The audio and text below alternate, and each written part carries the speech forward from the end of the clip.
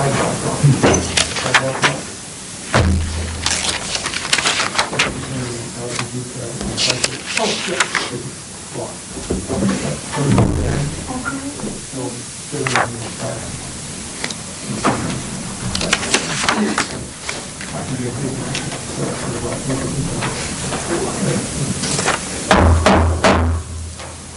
time is 4:30 p.m. Pelican Rapids City Council meeting in 9 March 2021 is called to order. I ask those in the council chambers, if you have not signed in, please sign in on the clipboard before you leave this evening. Also, if you have cell phones, please put them on vibrate. Roll call of members. Danielle. Councilmember Steve Strand. Here. Councilmember Kevin Ballard. Here. Councilmember Kurt Markgraf. Here.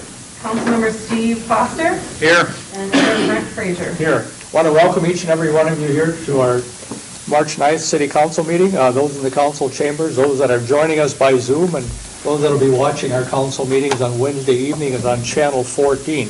I have a few announcements for the next 3 weeks because we do not have another city council meeting for 3 weeks. 11th of March, which is a Thursday, from 10 to noon, there's a 2024 Pelican Rapids Complete Street Steering Committee meeting via Microsoft. Thursday. What's the date on that again? 11th of March, this Thursday.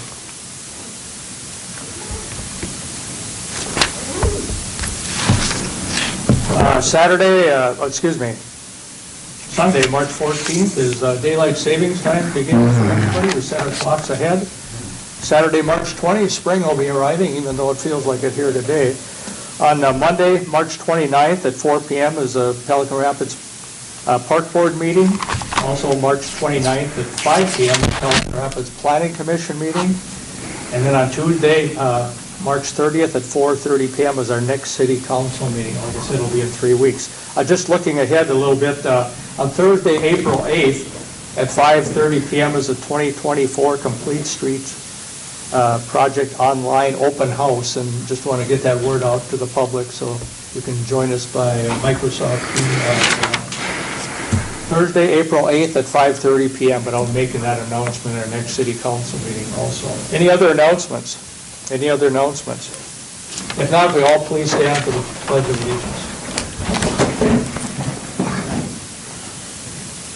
I pledge allegiance to the flag of the United States of America, and to the republic for which it stands, one nation, under God, indivisible, with liberty and justice for all. Thank you. Item number 2 is citizens' comments. Anyone here for citizens' comments? I see none. Item number 3 is agenda additions or deletions. I have one addition. Item number 16 is Pelican Rapids Pool Potential Bonding Report. Item number 16 is Pelican Rapids Pool Potential Bonding Report. Any other additions or deletions? One more. Yes. Excuse me. No problem. Yes. Item number 17 is a gambling permit for Ducks Unlimited. Item number 17 is gambling permits for Ducks Unlimited. So we have 2 additions. So at this time, is there any more additions or deletions? I move to approve the agenda with those 2 additions. A second. Motion second. Discussion? Discussion? Discussion? Hearing none, all in favor signify by saying aye. Aye. Opposed, the same. Motion carried. Item number 4 is approval of consent agenda, and I'll read those. Item number 4 is approval of minutes from the council meeting of February 23rd, 2021. Item 4B is approval of accounts payable listing. 4C is certified unpaid administrative penalty for 208 Northwest 2nd Street, also 112 Northwest 2nd Street, and 129 Northwest 1st Avenue. These will be applied to the property taxes. Item 4D1 is police chief report, which is in our packet, and also 4D2, which is financial report. So I hear a motion to approve. So moved. Second? Second. Motion second. Discussion? Discussion? Discussion? Hearing none, all in favor signify by saying aye. Aye. Opposed, the same. Motion carried. Item number 5 is a commercial kitchen, and we had a request to put this on our agenda, and I'm going to ask, Kevin Ballard could not be with us this evening, but he's joining us via Zoom. Kevin, can you hear us? Yes, can you hear me? Yes. Do you want to lead the discussion on this? Sure. I'm not sure how much leading is to be done. The reason I wanted to put on the agenda is because we've had talk of a commercial kitchen in the past, and it's again come to the forefront with some of the farmers markets and some of the other discussions that have happened. And I think rather than reinventing the wheel and building another building to put a kitchen in, we make use of the senior center building and use the money that we can get through the grants and update that commercial kitchen. And there's already a kitchen there, there's already bathrooms there, there's already parking there, there's so many things that they would need to look for to build a building, but if it's already there and it's not being used to the extent that it should be or can be, I think we need to look at that as an option for that commercial kitchen. So there. Okay. Councilman. Brent, can I just mention? Yes, Don. One of the things that you guys have that I set in front of you is because the commercial kitchen topic has come up and because there was some discussion of when we were doing the upstairs of a commercial kitchen, and there was a couple of seniors in the senior center that was kind of brought up the idea of them moving up there, that type of thing. What I wanted to do was to dig up the records, some of the records that we had, because there was a question on the senior center and who owns it and who owns the land and who owns the building. So what I set before you was a couple of agreements. One was dated 1976, the other one 1978. I'm not sure why there's two, but both of those agreements, on the second page of each, I highlighted a paragraph, which answers one of the questions that we've been asked. And in both of those agreements, it seems to say that if for any reason the seniors decided to abandon that building, the city basically becomes owner of that building. So that was one of the questions that was out there. Apparently, in one of the agreements, if you read it, apparently the city owned that property, and they quitclaim deeded it to the seniors for this use.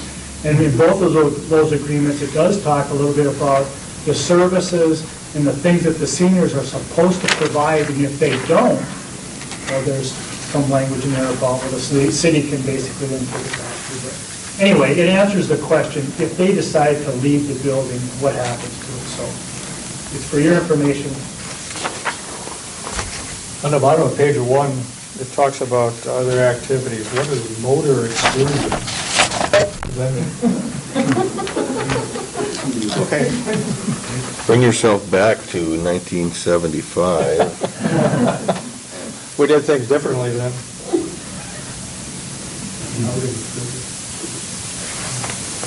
So I don't know how that all plays into Yeah. a commercial kitchen or not, or a community kitchen, but it's just something that was asked, and so I wanted to provide that for the elected officials so you can, have it for your FYI.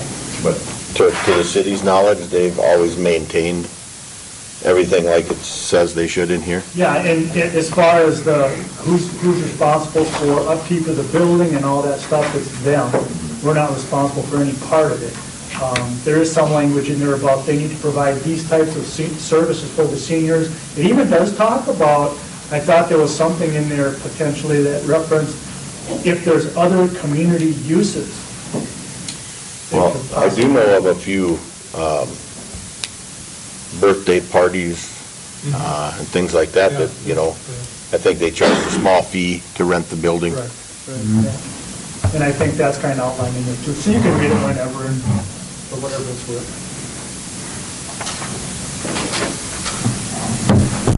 I know there was a comment from the federal agency that serves Meals on Wheels there that they would not approve of serving Meals on Wheels out of a facility where it's open to the public, and that was just third-hand information that I'd heard. And that there's representatives in Moorhead that work with senior citizens to serve Meals on Wheels down there.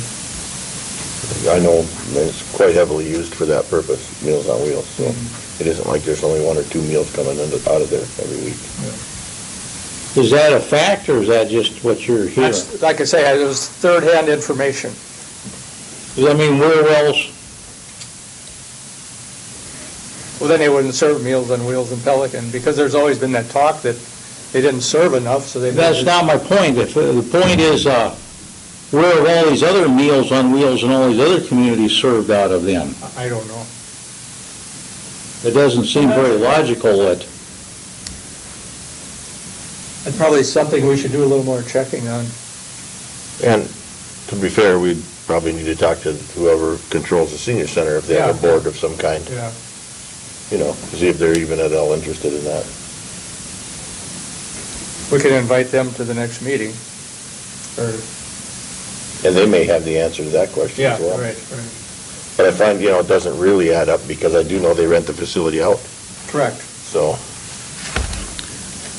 And now, you know, really, will they ever, and, you know, we can't say never, but will they ever be to the point again where they will have in-house dining for the seniors? I don't think they've had in-house dining since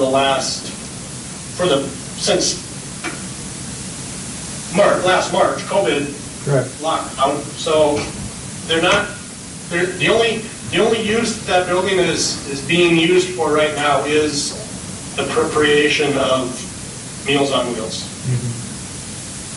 Mayor, did you see that Wayne Johnson's on and he raised his hand? Okay, just making sure. Commissioner Johnson? Did you have a question? Actually, Mr. Mayor, if I may, I can comment towards Meals on Wheels. I'm on the West Central Area Agency on Aging Board and probably have some information regarding that if you would care for me to share that. Sure. Is that okay? Yes. So, I'm not sure the commentary, the context, but nearly everywhere in northwest Minnesota, Meals on Wheels, in many cases, are prepared by commercial kitchens. A diner in Grant County, for instance, will prepare the meals. They've got a contract with Lutheran Social Services, or there's another provider, but nearly always it is a commercial kitchen that also serves lunch to the public when they're open. So I'm curious as to the perspective of the person who said that that was not the case. Because being on that board, they call it congregate dining. So when everybody would go to the senior citizen center, pay their $3 if they had the $3 or whatever, COVID kind of put a kibosh on that, and then also the priorities were set that it was more important to get meals to people who were unable to get meals than it was to simply have the social interaction of people who just wanted to show up. So partially due to budgeting, it was determined that the best use of the dollars was Meals on Wheels type programs to get food to the people that really needed it. And the secondary, everybody gets together at the senior center or at the Joe's Diner or pick your community because they all have one. And so from my perspective, almost all of those are prepared by, I would say, for-profit businesses that have contracts with either Lutheran Social Services or there's another organization down south of here that does a lot of them. And then West Central Area Agency on Aging is actually federal dollars in contracts with them. So just wanted to share that I don't believe has changed, and that is pretty common practice around this part of the state of Minnesota. Okay, thanks for sharing that, Commissioner. I have another question is, how do they get funds to maintain it? How do they pay the power bill and the water bill? And I'm assuming it's entity, but how do they get their funds for maintaining the building? Some of it has been through donations.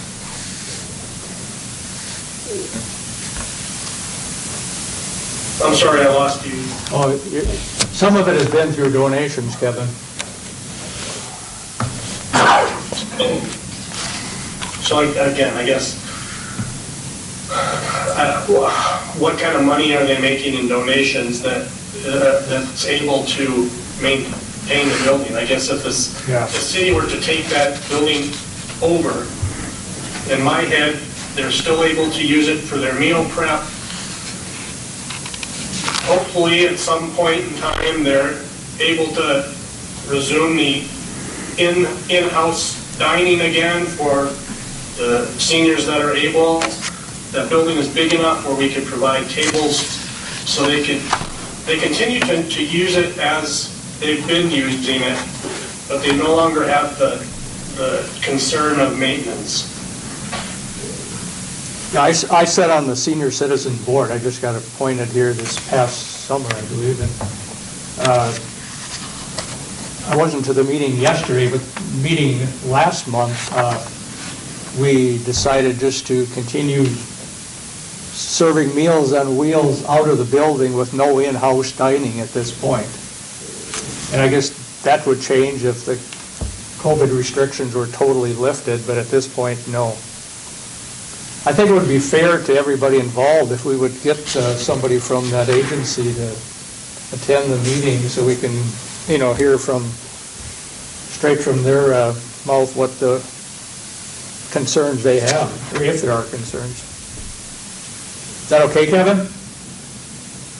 That's fine with me. I just don't want this to be one of those other things that we give lip service to and then we forget about, and then 5 years later, or when we're still looking for somewhere for Betty to make her choke cherry jelly, we don't have an answer for her. Yeah. So I don't want this forgotten about. No.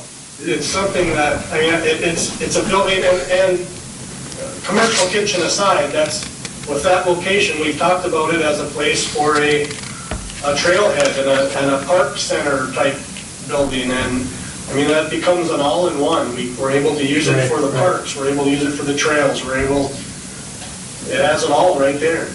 We don't have to build another building, and we don't have to try to worry about taking another property off the tax rolls, because I'm assuming this isn't on the tax rolls anyway. Okay. Well, I will contact the person out of Moorhead that serves as the head of the Meals on Wheels in this area and invite that person to our next council meeting, either in person or by Zoom, if that's okay with everybody. Now we get everybody at the table, which is only fair to everybody. Anything else there before we move on?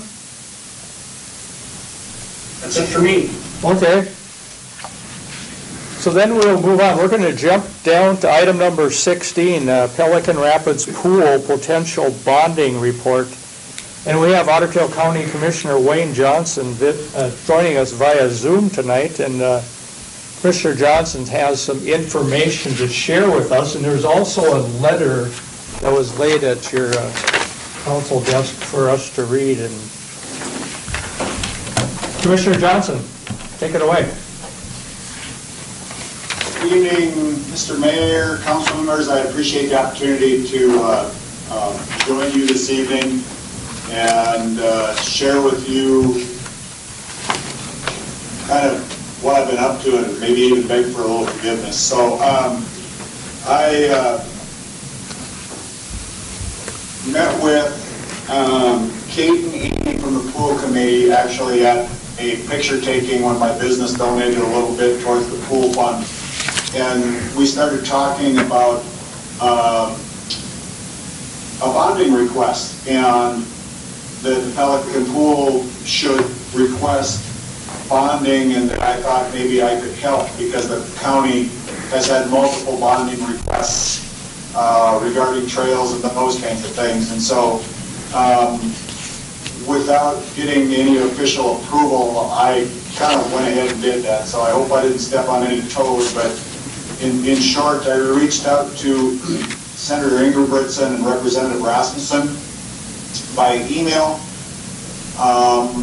and shared with them the documents and things that Kate and Amy had shared with me regarding the pool project and where we were with funding and all those kinds of things. And just asked if there was anything that Representative Rasmussen and Senator Ingebrigtsen could do, that if there were going to be a small bonding bill yet this spring, that maybe this could get put in there as a request.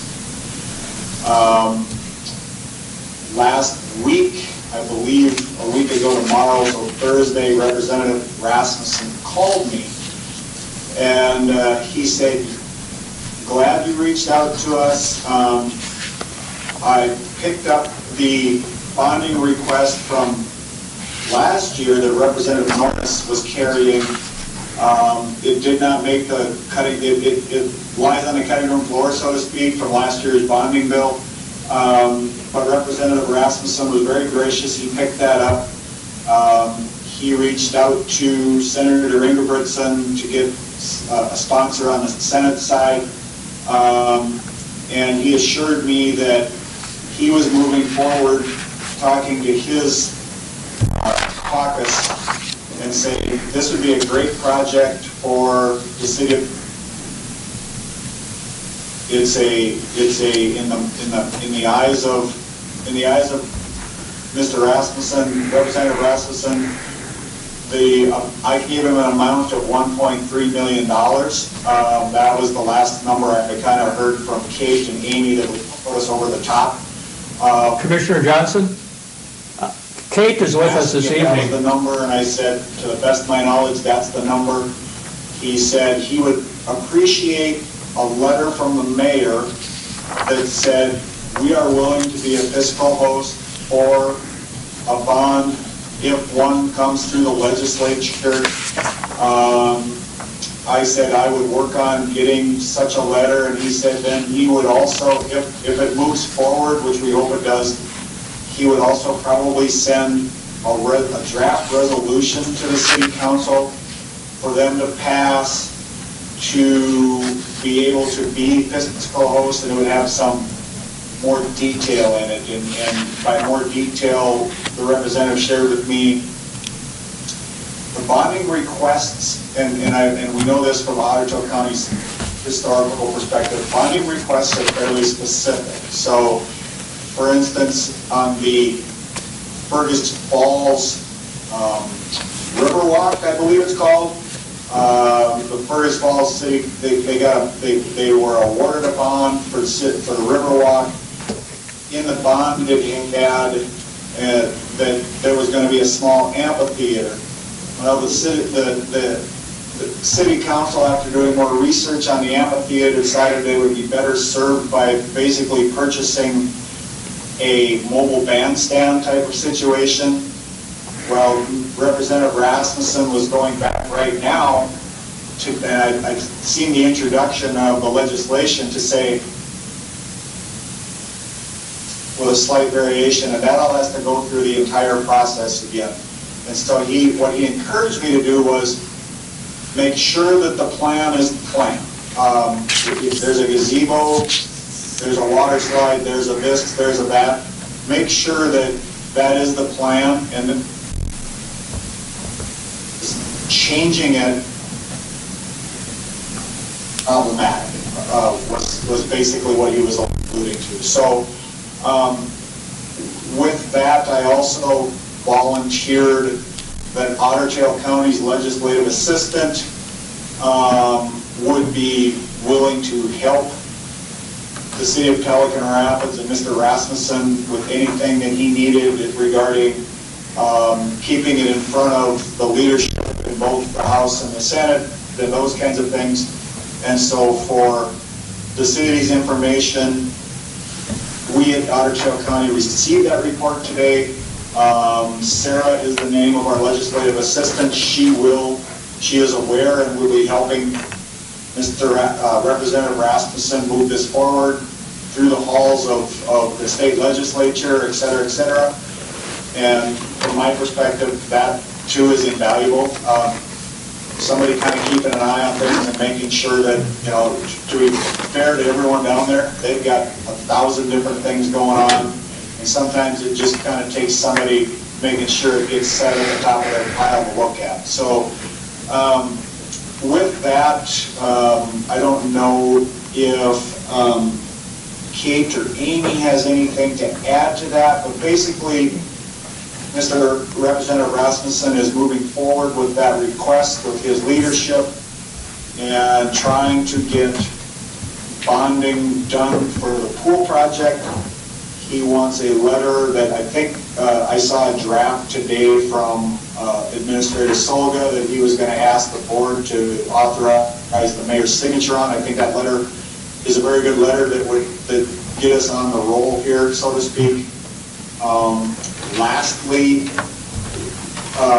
my experience, and I spoke to the representative about this a little bit, my experience has been for Otter Tail County when we've been down there for bonding, whether the legislators admit it or not, they kind of keep a scorecard on how many times you've been in front of them. So Representative Nornis and Senator Ingebrigtsen brought this before them last year, I believe. At that time, the price tag was $1.8 million in the bonding request. Like I said, it got trimmed out of the bill. This will be, we're going to try and get this in front of them again. This will be the second time we're down to one. If we're successful, awesome. If we're not successful, I think at the end of the session we'll have some sense of what the potential for success would be the following year. The city wants to wait that long. Representative Rasmussen said it's an outstanding project because we have well over 50% raised as far as a match. So as you all well know, bonding, it has to have at least a 50% match. Well, Pelican Rapids, with the generosity of the city, the generosity of the citizens and businesses and those things, is well over the $1.3 million match. And so being the diversity in the community, being the community has ponied up, so to speak, this project stands a really good chance of getting a hearing and a look down at the state legislature. So again, asking you to authorize the mayor to sign the letter that you've got in your packets and send that down to Representative Rasmussen, and then with the knowledge that you may get a resolution requesting that you be the fiscal host for a bonding proposal if it comes through. And that really, unless Kate or Amy has anything to add, kind of ends my report. Again, if I stepped on toes at the pool committee or the city, I apologize. I just kind of took it upon myself to reach out to, I've had multiple conversations with Representative Rasmussen, and so I just reached out to him and kind of encouraged this to go down, to move on. Well, thank you, Commissioner Johnson. I have one change on this letter. Can we have Deputy Mayor Steve Foster sign this letter instead of me? Because I serve on the Legislative Salary Council, and I am supposed to have no contact with our representatives or senators until April 1. I don't think it matters. I also am of the opinion, and I'm not an attorney, that because you are authorized to sign a letter by your city council, that would not be a violation of what you're talking about. But my practicing law isn't very good. So, you know, the minutes will reflect that the council authorized this, not that you did it. But Mr. Mayor, you're more comfortable. I certainly don't have a problem and I doubt that Representative Rasmussen has a problem. Okay, thank you. I feel more comfortable if Councilman Foster signed it because of the circumstance I'm in. And Councilman Foster, you would do that? Yeah. Okay, he said he would do that, Commissioner Johnson. Any comment? So I would say if you could, someone, from my perspective again, if someone would move, and pass a motion for appropriate signatures, then Mr. Foster, Councilman Foster would be the appropriate signature at this point. And then also, that way the minutes reflect that this was the city council and not just you, is kind of what I heard Representative Rasmussen request. Okay. Council have any questions? I have a question. Yeah. When the pool committee made their last presentation at council, they laid out kind of a time frame or a time period that they had planned out. Will this push that back, or does this conflict with that in any way? Kevin, if you're asking me, I think I'll defer that to Amy. If this passed, bonding monies become available July 1 of the year that they're passed. And so I don't know what that does to the proposed timeline. Kevin, Kate Martinez is with us this evening, and Is Amy on? I think I just heard Amy's the voice. on. and she can address that. I think I heard my name. This is Amy King, just dialed into the Zoom call. I think ultimately the presentation we presented at the last city council meeting was the timeline that the committee was seeing if we could continue to move forward with circumstances as they were. Now that we have an opportunity for bonding money, we think that that is an avenue that we'd like to pursue for sure for this bonding year. We didn't talk last night about a second year. I think at this point we want to see what happens this first year and then just take into account what inflation costs and continued rise in cost for the pool construction would be and reevaluate once we know about the current bonding cycle, and then reevaluate if we do not get that money. But as a committee, we saw an opportunity here for over $1 million to support bolster our campaign. We don't feel we could ignore that. Thank you, Amy. Anyone else? Motion that we proceed with the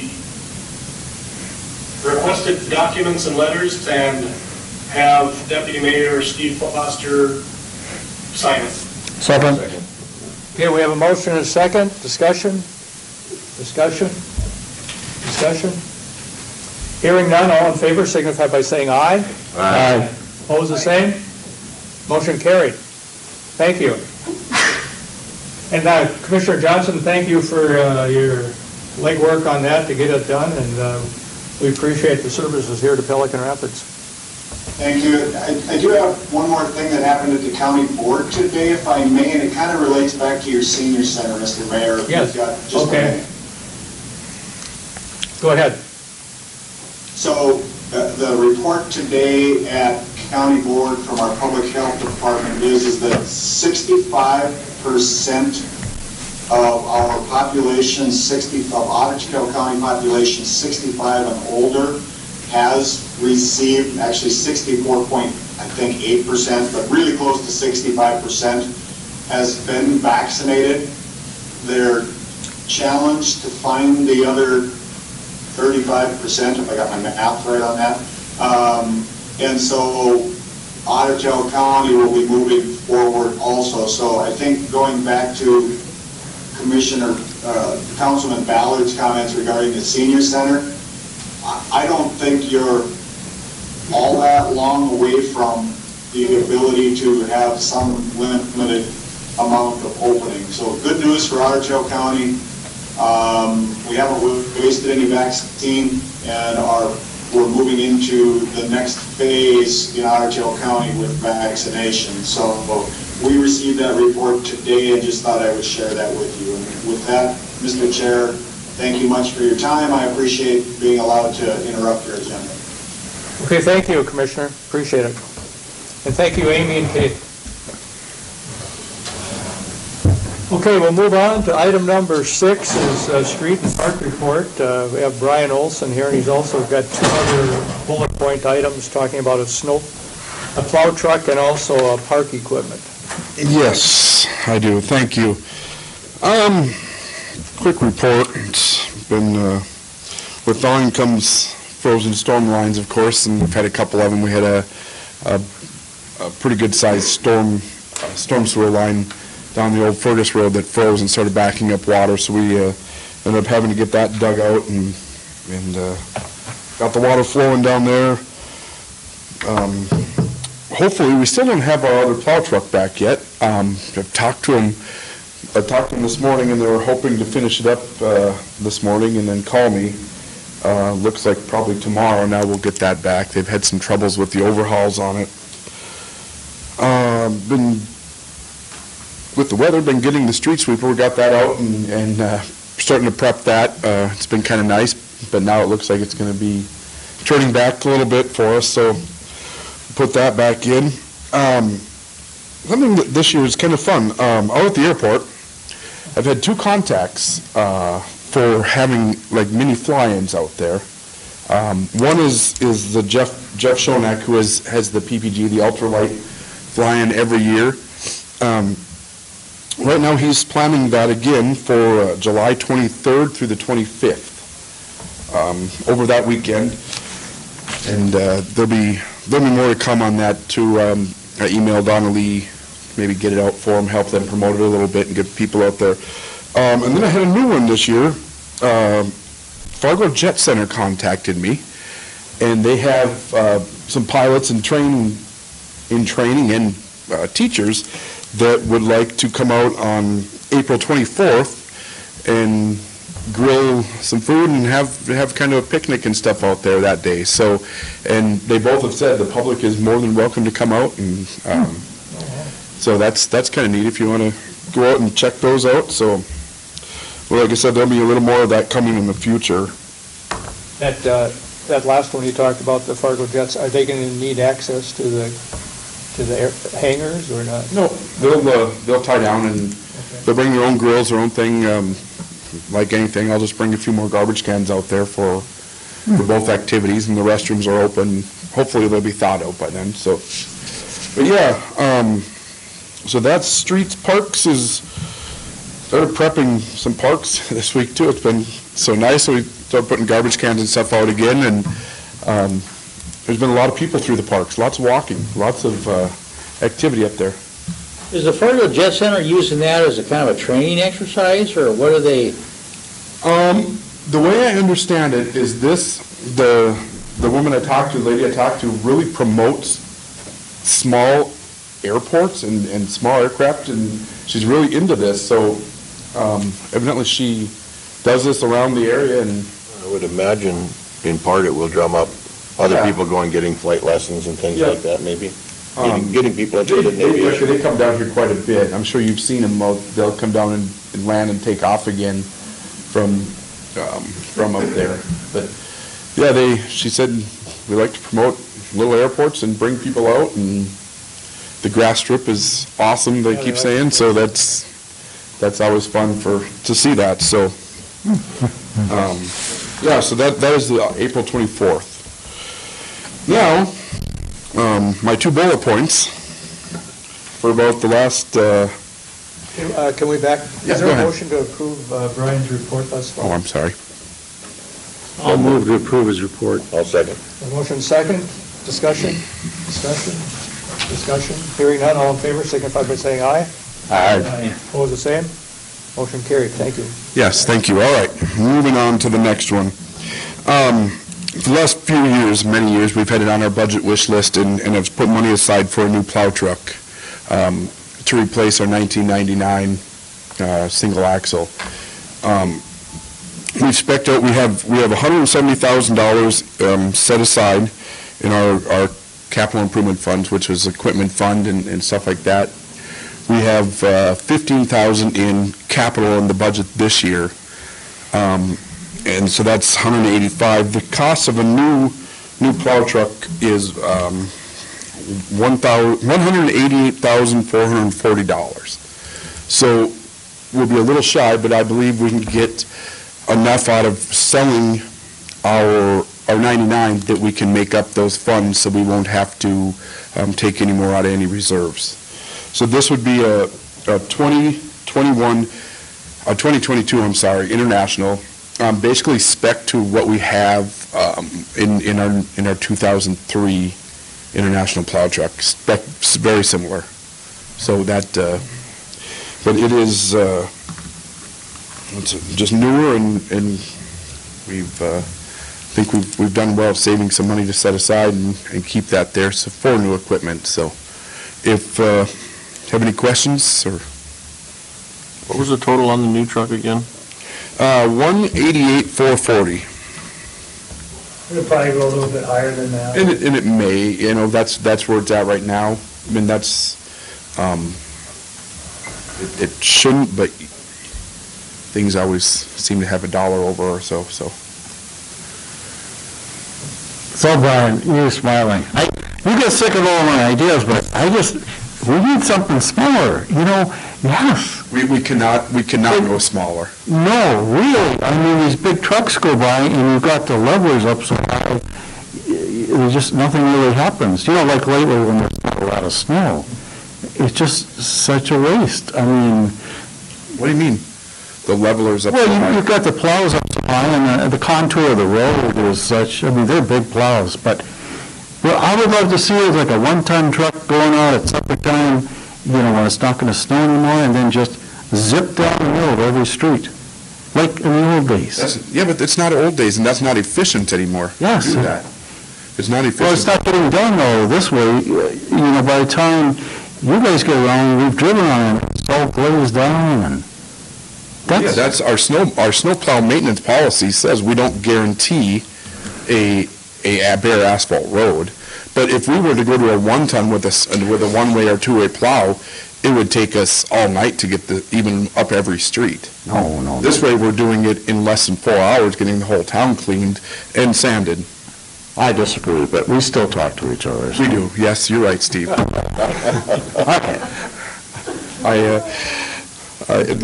Yeah, we do. And I enjoy that. Yeah. So, how many days delivery is on a vehicle like this? right now, we could get the chassis in August, which would be delivered to Burt's Truck Equipment in Fargo. By the time they were done with it, it would be late October to early November. If you order it today? If I ordered it tomorrow.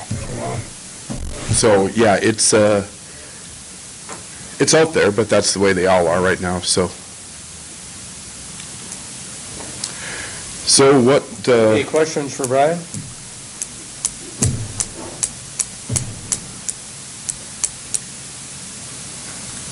What funds were these coming out of again? Capital improvement funds. It's the second line item on your investment schedule.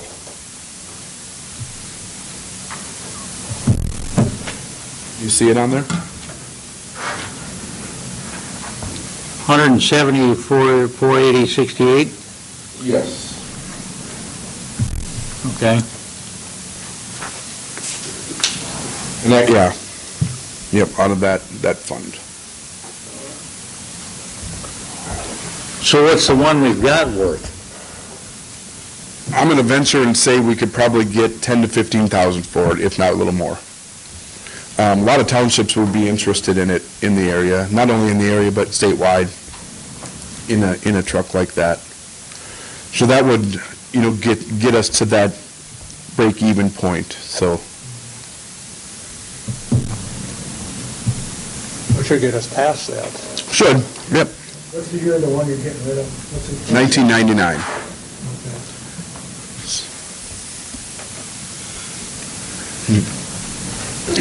Anyone want to make a motion, entertain a motion to approve the purchase of a I'll move we approve the purchase of it. I'll second. Motion second. Discussion?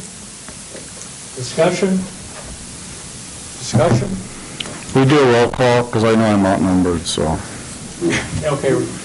Brian will still talk to me. Danielle? Strand, Nay. Ballard, Aye. Markraff, Aye. Foster, Aye. and Mayor Fraser. Aye. Okay, motion passes.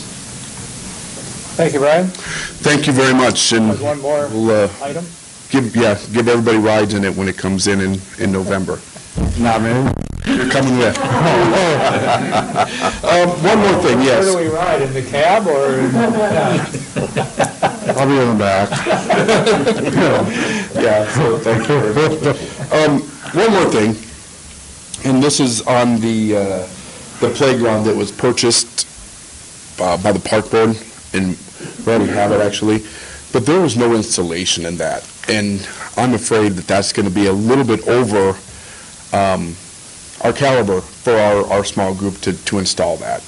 It does cost quite a bit to have them come and install it. It costs $15,651 to have them install it. But that way, it's done to their specs, their safety, everything is the way it's supposed to be. And so that, What do you mean installation? installing it in the park. Oh, installation. Installation, yes. Okay. Oh, what did I say? Did I say it wrong? Probably. Well, I thought you said insulation. Oh, no, installation. No, install, yes. Okay. Any idea what it looks like for them to do it? Clearly, you know, if it takes them a week, it would take It would take us- through 6 months. Yeah, and Just because they do it all the time. all that we have to do, he didn't give me a timeline. He just said, the longer you wait, the longer it's going to take, because there's already a line for these guys. He did not give me a timeline on when it would be done. Does that 15,000 to your, whether or not, you know, I don't know, include ground prep? We have to remove, and it does not include ground prep. So We still have to remove all the pea gravel, all the everything. gravel in the area, which is part of a whole, that's part of that play and pour and play that was approved also. We have to remove a couple pieces of equipment, which we can do that, and then remove the pea gravel out and have a flat surface for them to come in. Yeah. Don, got a question? So my question is you're putting in new playground equipment and you're putting in that new surface? Yep. This includes all of that. So for 15.6, the whole thing will be done. The pour and play was already install price. Yes. Making sure so you Yep. don't come back again and say, oh, this wasn't included. So that's why.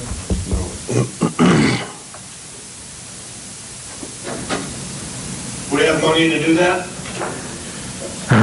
It'll just have to come out of the general fund. We'll put it under Parks Capital, and Parks Capital will go over. This wasn't anything that was planned for, but, yeah, there's money in the general fund that will have to cover it. So, Brian, is there cement involved? You have to dig hole?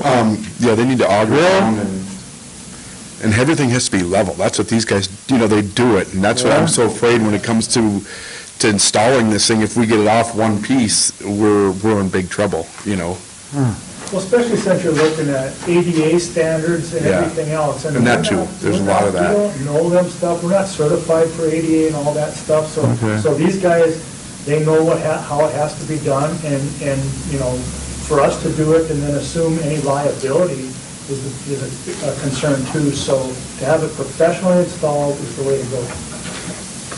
I move to take Don's advice.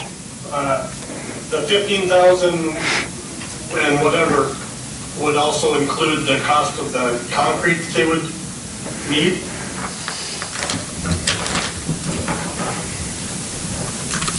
Let me find my paperwork here.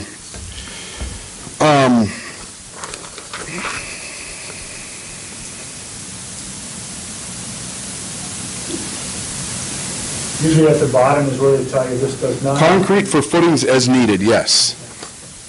Yes. Yes, that is included in there.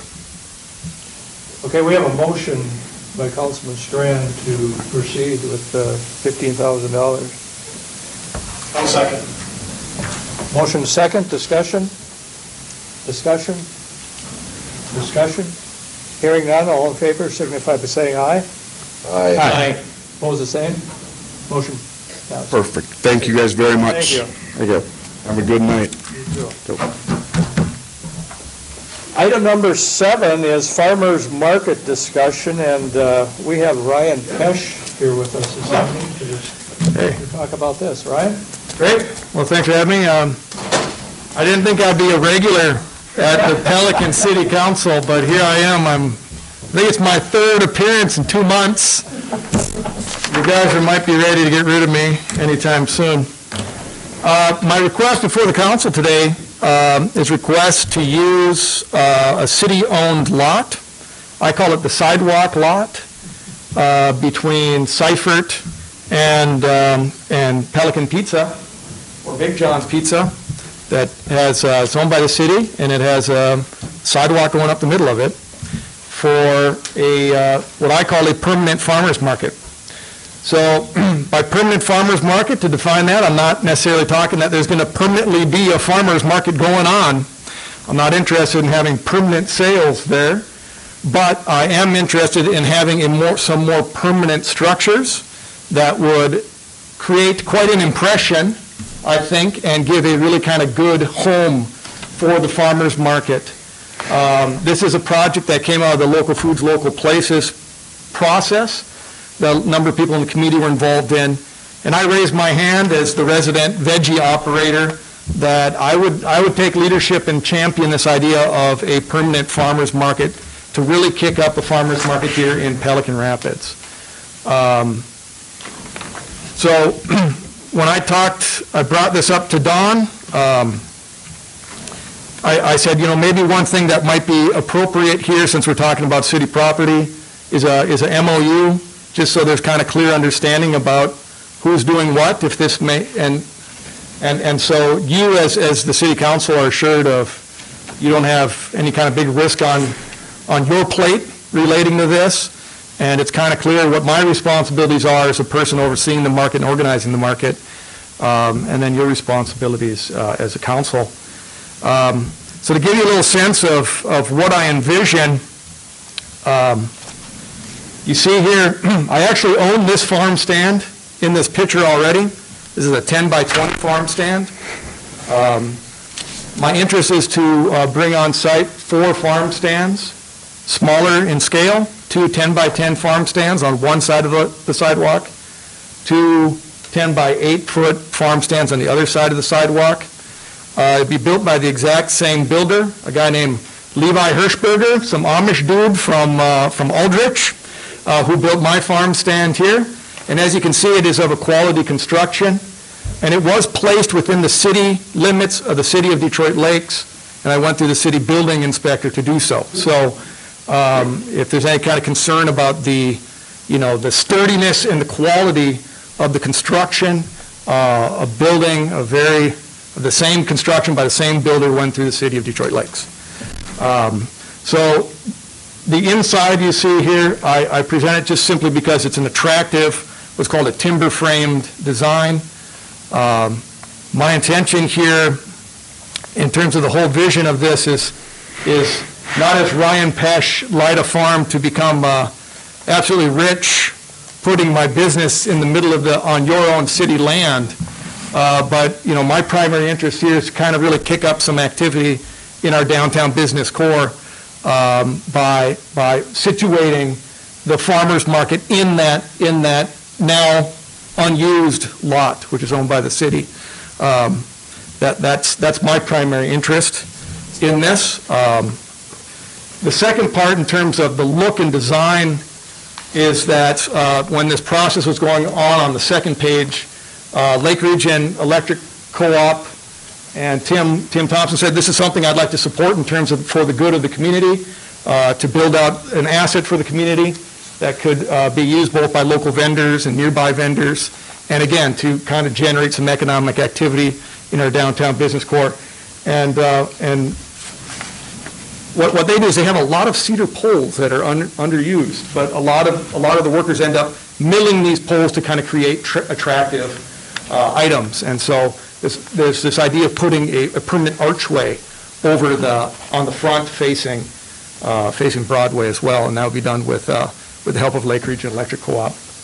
I went through this MOU, and I might walk you through a little bit, and some things that I thought might be of concern that I put in here, just so it's kind of clear. So I talked essentially about site use and construction in terms of being semi-permanent structures and improvements on place. In terms of time frame of property use, I'm asking the city for a 3-year time frame in using that property. And this is, from my point of view, somebody making an investment about $12,000 in these structures. I like to have some time frame, to kind of get going, to organize things, to get things. It takes a little time to get a market going, a good market going, right? I do have here in terms of maybe early withdrawal. Maybe we're 2 years on, I'm like, this is going nowhere, folks. And I would come before you as a regularly scheduled city council meeting, request an early withdrawal. And again, my responsibility would be to put that site back to its original condition, right? Time extension, again, it's my intention to come here on an annual basis to kind of give you an update on the activities and hear any concerns that the city might have in terms of our use or bad use of the site over the course of the year, and deal with those things. But this is something that once we get to the end of the time frame, we can revisit. Is this working? Is this not working? As far as I know, this whole idea will just drive you all crazy. In terms of liability, it's our intention, and I've done this with previous markets, we'll obtain insurance for market days from the Minnesota Farmers Market Association so that we ourselves are held harmless in terms of liability. And in terms of seasonality and timing, it's my intention, at least from my own point of view, to at least have a Friday evening market. I've said I'll do this for the next 2 years for darn sure, being a vendor myself, as well as helping to organize the market. But at this point, I don't know what the interest is amongst other vendors for other market days, right? So there may be a set of vendors who are like, hey, we'd love to do this Tuesday as well, right? And certainly the farmers market has had kind of a 2-day-a-week thing up to date. Lastly, this on the last page, the maintenance and upkeep would be on me. I wouldn't expect city staff to deal with that site. If I need to get a maintenance contract to get that trimmed and mowed, I'll do that. If I do it myself, that's fine. And lastly, I mean, I do see this as something more of a way, kind of a community asset, if you will. I put in other uses. My own intention, certainly if there's another event or organization that might say, hey, this could be very useful to us, maybe it's a friendship festival that might want to set a couple vendors in there. That is my intention, is to have this open to other community uses as well. It's not like Ryan's Farmers Market kind of thing, right? And lastly, just in terms of repercussions for misuse, I mean, certainly if there's some kind of issues, I would hope I could be informed. And if at the end of the day you can just kind of vacate me, and again, we promise to put it back to its original look, if you will. So that's my proposal. I'm open for whatever discussion you might have, issues or concerns. I think Don has a question. Yeah, just a couple of questions, and I think for the benefit of the council, ask you again, because I think we talked a little bit about this before. But well, a couple things. Right now, the farmers market that happens in Pelican right now is kind of something to the chamber, and you see them set up on Main Street. And so one of the thoughts that I had, or concerns that I had mentioned to Ryan, was because of the 2024 project, and we don't know what that means after that project as far as MnDOT changing the way that they, allow vendors or whatever things happening on sidewalks.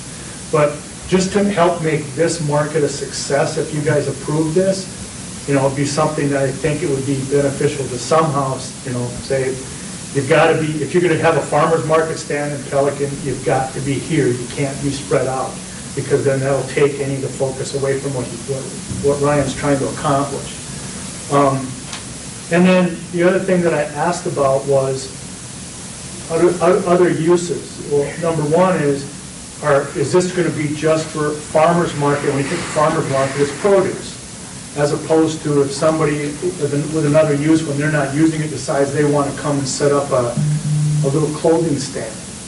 You know, so first question is, do you see this as just farmer's market produce, which is exempt from the transient merchant or whatever ordinance, but the city for the longest time has not allowed people that want to set up a little stand with dresses and merchandise on city property. Farmers markets are different. Yeah, it's really not my intention to have this, say, on the off days, open to like whoever wants to sell some merchandise. And I could certainly add that to the MOU here too, Don. Well, the other thing too is you're coming, in a sense, to get permission through an MOU from the council to use that public property for that. So if somebody else is going to use what you've set up temporarily for whatever, because you guys aren't there, you'd think that they would come and also ask the council for the ability to use it that way, use that space. I don't know. Yeah. That's just thoughts going through my head. Yeah, I guess my initial thought to that is, you know, I'm here asking you for the use of the lot. The buildings themselves would be owned by Ryan Pesch of Lida Farm. I mean, and so to what extent somebody's just going to show up and begin using those, it could be, but I think it's something that I can certainly manage as the owner of the structure, even if it's not the owner of the property. But that means that I would emphasize that in terms of community events, I would love for these to be used as for, say, a community event, like I brought the Friendship Festival. We could think of some other events that might take place in Pelican.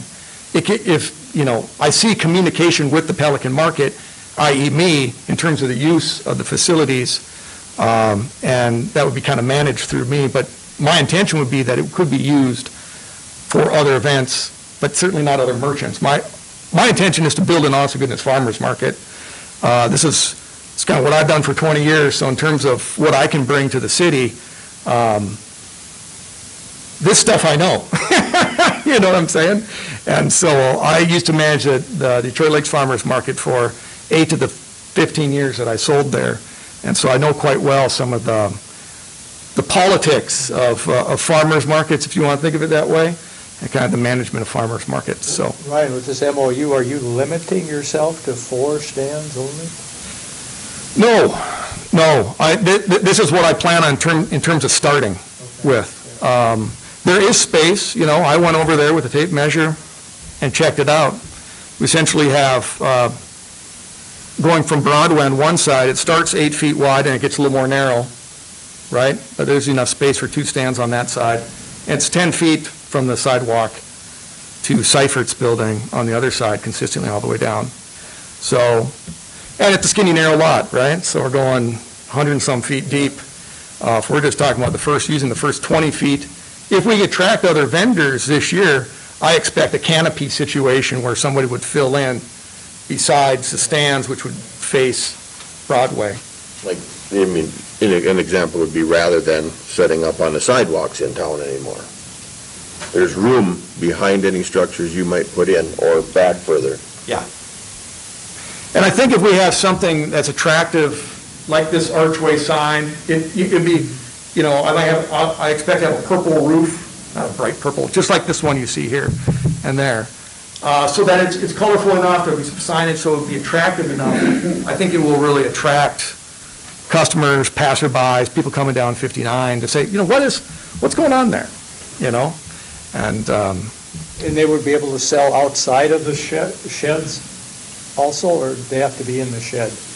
Well, you know, I mean, just in terms of that site, you know, a 10-foot shed is going to go right up to the sidewalk. I fully expect product will be in the shed, and either, you know, me as a vendor will either be in the shed or around the outside off the sidewalk. You know what I'm saying? Are you vetting the people that want to sell there? I am vetting the people that are going to sell there. Certainly, I'm going to have to start with conversation with those that have sold at the market. You know, like Gordy's Produce. I mean, he's done it for a long time. I don't know if he's still game to keep doing markets or not.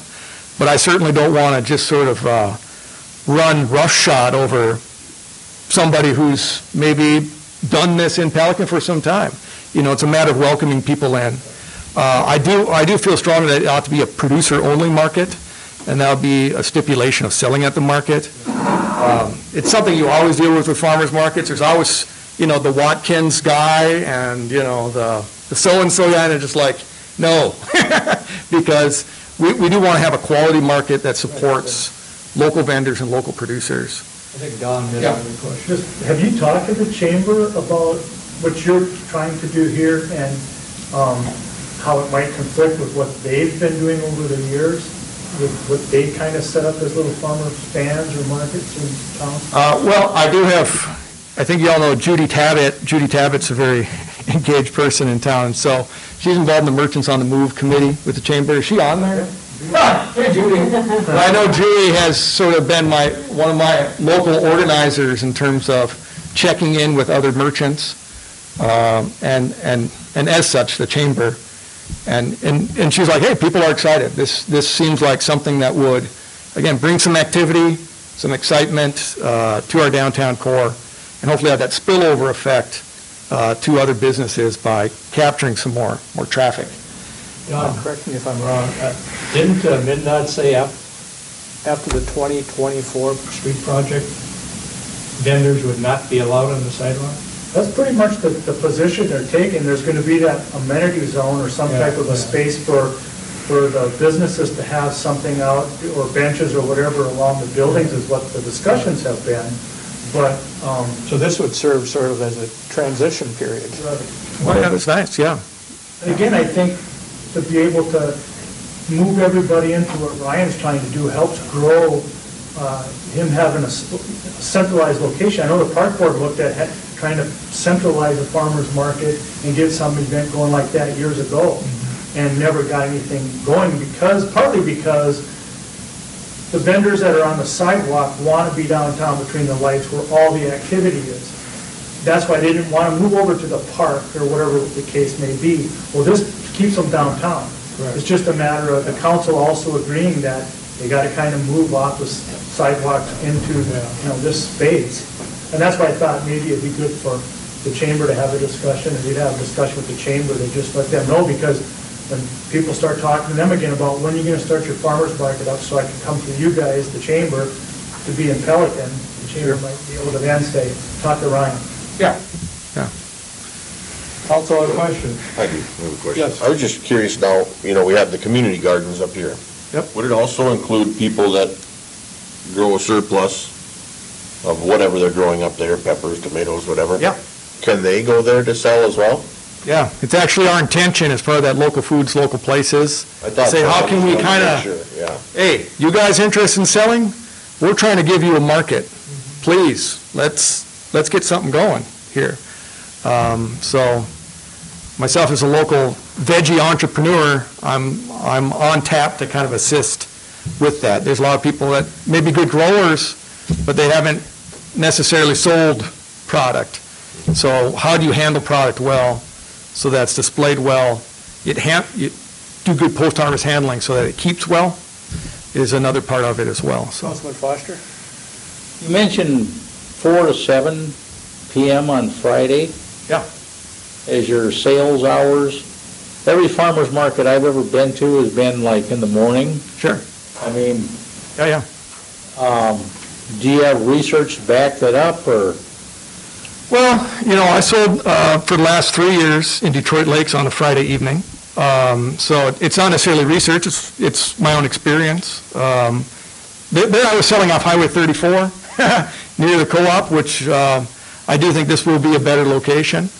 Part of the idea behind a Friday evening market is to capture people when there isn't competition. We're living between Fergus Falls and Detroit Lakes, both of whom have a Saturday morning market. And so I think to find a niche, again, it's not research, it's just sort of my own business sense. To find a niche, I think a Friday evening market might work for Pelican. Some of the same people that you find, most people that are shoppers at farmers markets go to multiple farmers markets and garden themselves. And so let's get an opportunity to capture them at a time when we might also have some drive-through traffic in an evening here in Pelican as well. So that's my business rationale. It's not like I did surveys or anything on it. That timeline then that you're talking about is when your shed would be open, sheds. That's right. Is this going to be able to cater to the guy that gets up early on Saturday morning and wants to sell some produce? Can he be at that lot under a canopy then on a Saturday morning, if that's what he chooses to do? Well, my intention is to first start identifying the people interested in joining the Pelican market. I mean, there was no selling with the Pelican market last year during COVID.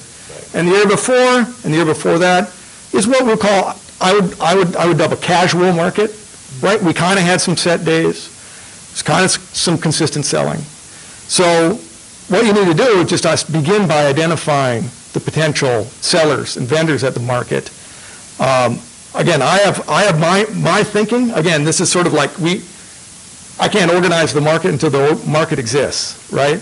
But in terms of organizing the market, once we identify some vendors, we're like, look, this is my vision, my intention is a Friday evening market. Where's your guys' energy, right? And there may be, if there's 2-3 folks that are just like, sign me up for a Saturday morning farmer's market, well, let's put it to work, right? But I can't give that answer now until I begin talking with those producers and vendors about, where's their energy and interest in using the market. If there's energy and interest for 3 days a week, great. Let's open it up. My intention is to have it used as much as possible. Councilman Stratton? Well, I have a bunch of them. So Ryan, you're on the south side of Big John's, right? Am I talking North right? side. North side, North side. North? in between Seafords and Big John's, the vacant lot. The sidewalk lot. Okay, so on the north, the distance between the sidewalk and building is like not very much, right? No, it's not. No, but like I said, I went out there with a tape measure from the sidewalk What is it? to Seifert, 10 feet, it was 10 and a half feet. Is it? Consistently down. And on the south side of the sidewalk, there's a little bump in, right? It's wider towards Broadway, and then it gets a little bit skinnier.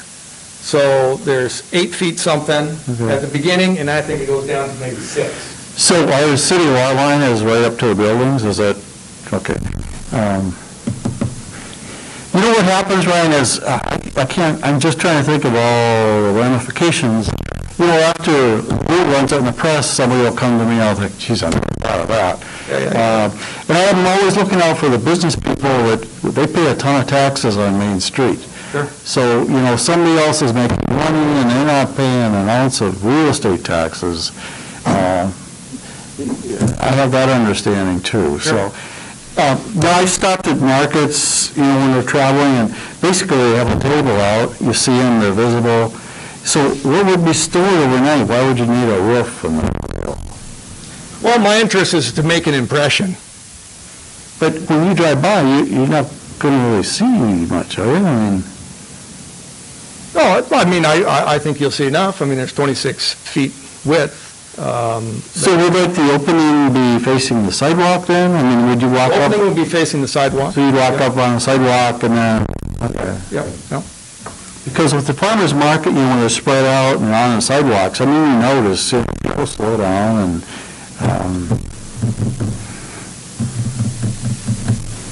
And certainly I respect the point about other business operators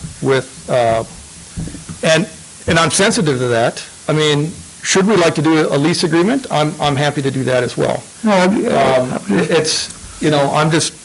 me, it's something that's going to get going. Okay. Is my primary interest. For example, the last 3 years when I did sell in Detroit Lakes, north side of Detroit Lakes, that was $3,000 and some change, personally, in terms of sales. Okay. So that certainly isn't a net profit, to give you a sense of scale. Yeah. I think maybe in the first year it might be something along that, for me personally. And so that isn't necessarily, doesn't even come anywhere close to the $12,000 investment I'm looking to do and put into that lot space. But that being said, I'm more than happy to say, give the city something like a $300-400 a year in terms of rent, if that's something that would make this council feel better. I'll give feedback now. Yeah. After Lou runs it, and, I don't think about it, that's what happens. Yeah.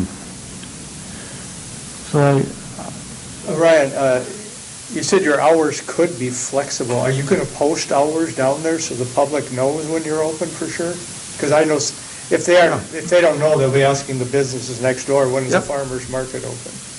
Sure, yeah, I mean, again, we have to organize the market. Yeah. Once we organize the market, we can identify the days. But originally, you'll have a sign that's saying open from 4 to 7 p.m. Friday evening? Yeah, I mean, it's to our benefit, and that is one benefit, I think, of a permanent market stall space. It gives more of a storefront feel to the farmer's market, where you can post, more permanent signage, you can post hours. Again, it becomes more of into the fabric, I think, of the community, as opposed to me whipping out kind of a dirty table on the sidewalk and whoever comes by. Yep, it's totally noticeable, but I guess I'm interested in sort of building something for the long run, is my interest here. And I'm certainly interested in doing an investment commensurate with that. So, Foster? Have you talked to the businesses, Seifert's and? No, I've not. Okay. But like my daughters and John's daughter are very good friends. I certainly. So they're aware of it, at least John's is aware of it, right?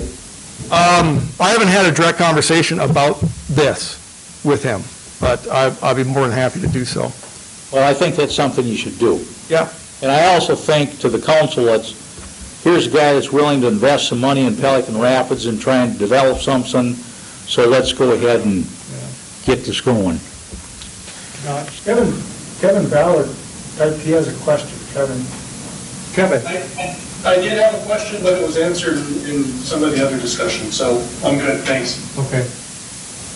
Well, Ryan's done a lot behind the scenes for the community and local foods, local places. And he's worked hard for Pelican Rapids area. No, I have no doubt. I would like one more meeting and then decide next time, and then people can get in touch with us if there are things we haven't thought of. That's just my feeling right now. I mean. I got a question too. So this was all part of that local foods, local places committee. So did you guys do surveying and that type of thing to come up with potential projects, or was it just something you guys brainstormed as a group? Well, it was more of a community process, right? So it was a public process. Anybody could have joined. I believe there were 40 some, up to 50 folks that engaged in the process from Pelican over the course of, 3-4 days or something like that. So, it was through that process as opposed to kind of a standing group. I don't want you to get the impression there's like 12 people that kept meeting. It wasn't just the 12 people. It was, hey, if you're interested in these topics, please join this process. And people were invited in, and through that process, this was one identified thing, right? So what would the council like to do this evening? You want to wait? I would like to research. I'll walk downtown, I'll talk to the neighbor businesses and take another look at that lot. I want to make sure. Are you okay with that? Well, I mean, one challenge is I do have to commission these stands, and you guys aren't meeting for 3 weeks. If you were meeting in 2 weeks, I think I would be cool. I would be. 3 weeks from now.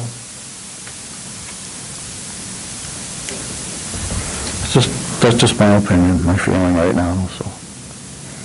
I told you how I feel. I'm not against this. What would be the downside? Well, I said, I get feedback from people. I would talk to some business people downtown, see how they feel about it. This wouldn't be in competition with anybody. No. I see it bringing people that say, on Saturday morning, we should run down and grab some fresh tomatoes for whatever from the farmer's market and potentially get them into another business downtown while they're there. Yeah. If they know these set hours of a farmer's market and where they can get fresh produce. And remember, you do have a farmer's market presence downtown. Yeah, right. Maybe not during COVID, but typically.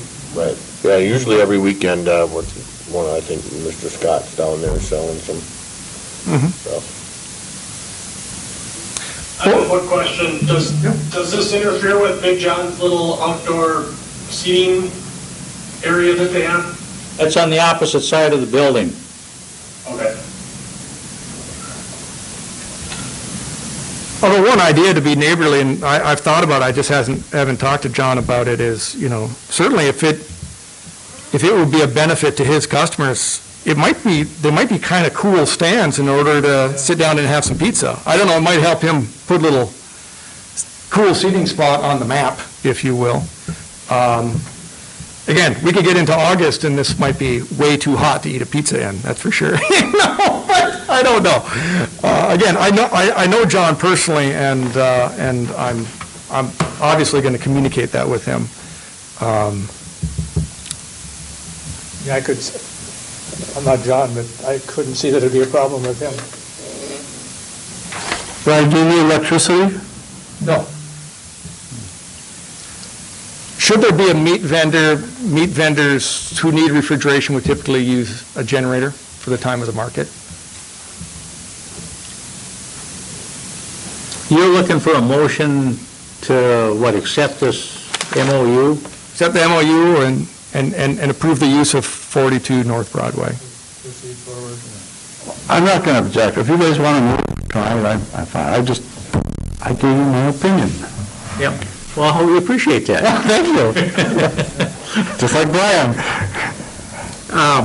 I'll make a motion, we accept this MOU and, or enter in with this MOU with this and Ryan Pesch and just see how it goes.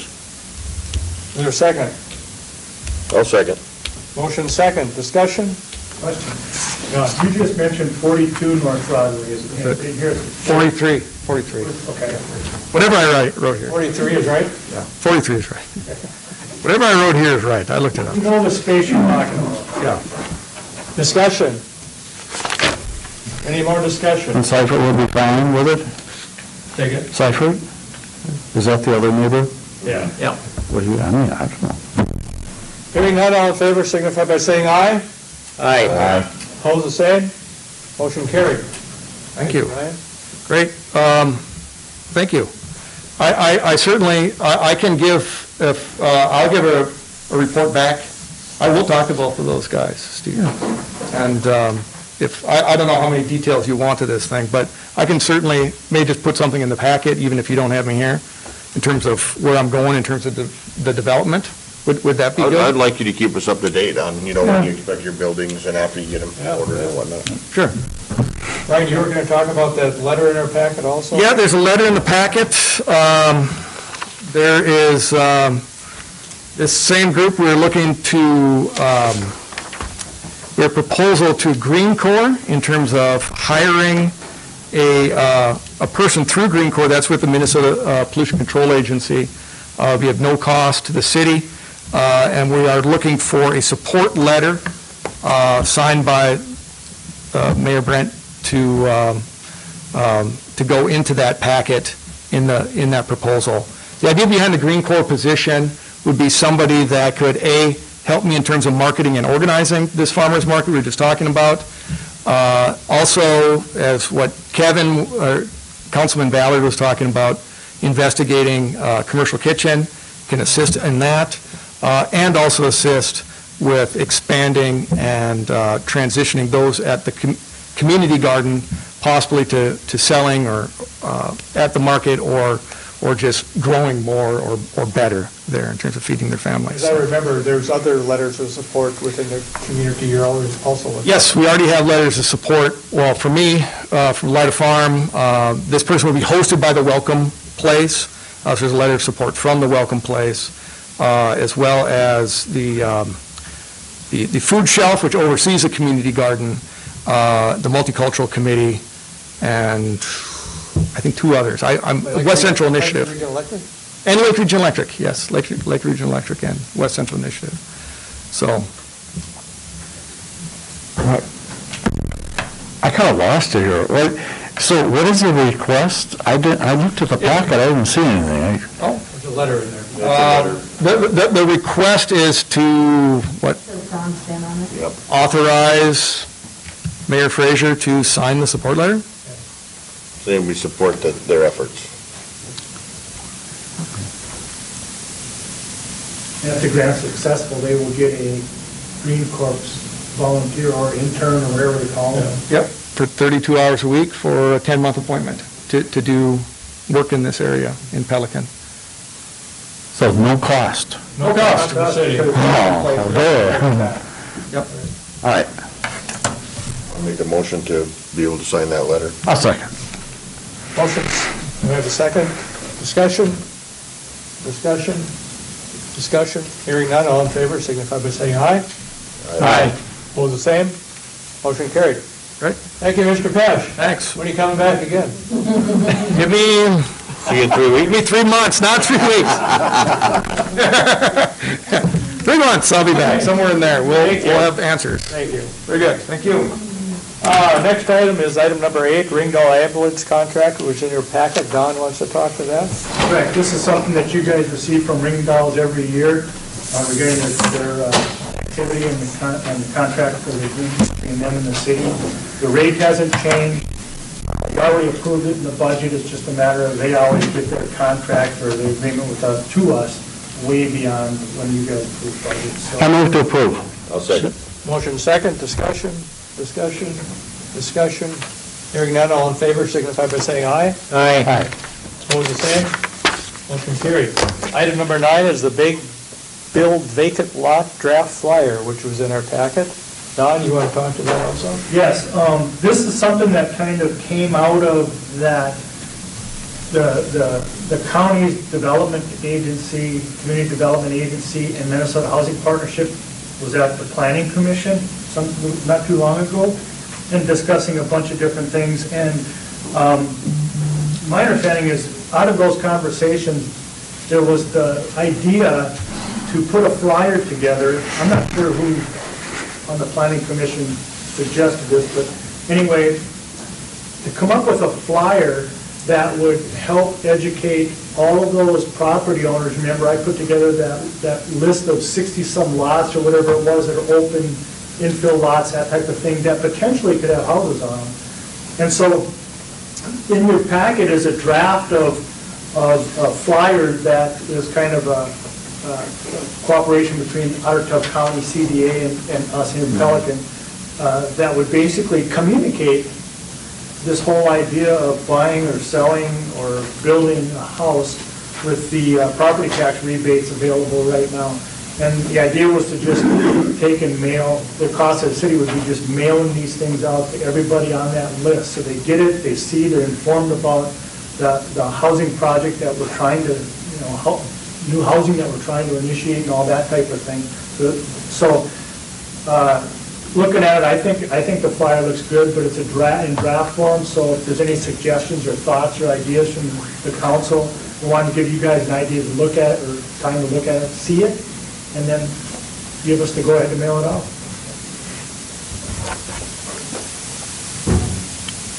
Also? Will this go out in like the newsletter, or how are you just going to send it? Well, we were concentrating on basically just those property owners that have, that were on that list of infill lots. But, now that you bring that up, it's probably not a bad thing to stick in the utility bill. Because it'd be good for everybody to know. We've tried to educate the community in different ways about, through the press or whatever, about the tax rebate program in place right now. But there's information on here that basically just, again, is one more way to just tell everybody, hey, if you've got the means or would like to look into building a house in Pelican, here's some information. So we could put it in the utility bill. Good idea, Kevin. I could give it to Lou and he could put it on the front page of the press. Front page, the whole Somebody would sell it to you. But that's a good idea, that's a good thought, Kevin, because originally the plan was just to mail it out in talking to the county. It was a way to communicate and see if we could get some of those people on that list to think about developing those empty lots. Other councilmen? I agree, good idea to put it in the paperwork, or in the mailer. Go ahead, Steve, sorry. But aren't those all people that just have utilities? There wouldn't be utilities on a lot of these empty lots, right? Some of them have, water, sewer, streets, some of them have nothing, So we miss those guys. Well, you still might have somebody out there that has a lot that doesn't have water, sewer, street to it, but thinking, if somebody's interested, I'd sell a lot if somebody wants to build a house on it or something. How many lots are there again? That list I had was I think there was 62 or something like that. And they were at different stages of potential, but they all were in the residential zone. And that didn't include all that land up on the northwest. But if they didn't have utility bills, I would send them a letter. Oh, I see what you're saying. So there are some owners of lots that Yes. don't have utilities, so they wouldn't get it that way. So we'll look at that, and whoever isn't in our utility system that's on that list, we'll send one to them. Okay, thank you. I move to do that. I'll second that. Motion second. Discussion. Hearing none, all in favor signify by saying aye. Aye. Opposed, the same. Motion carried. Item number 10, swimming pool plans and specs proposal, which was in your packet, and Don is going to speak to that.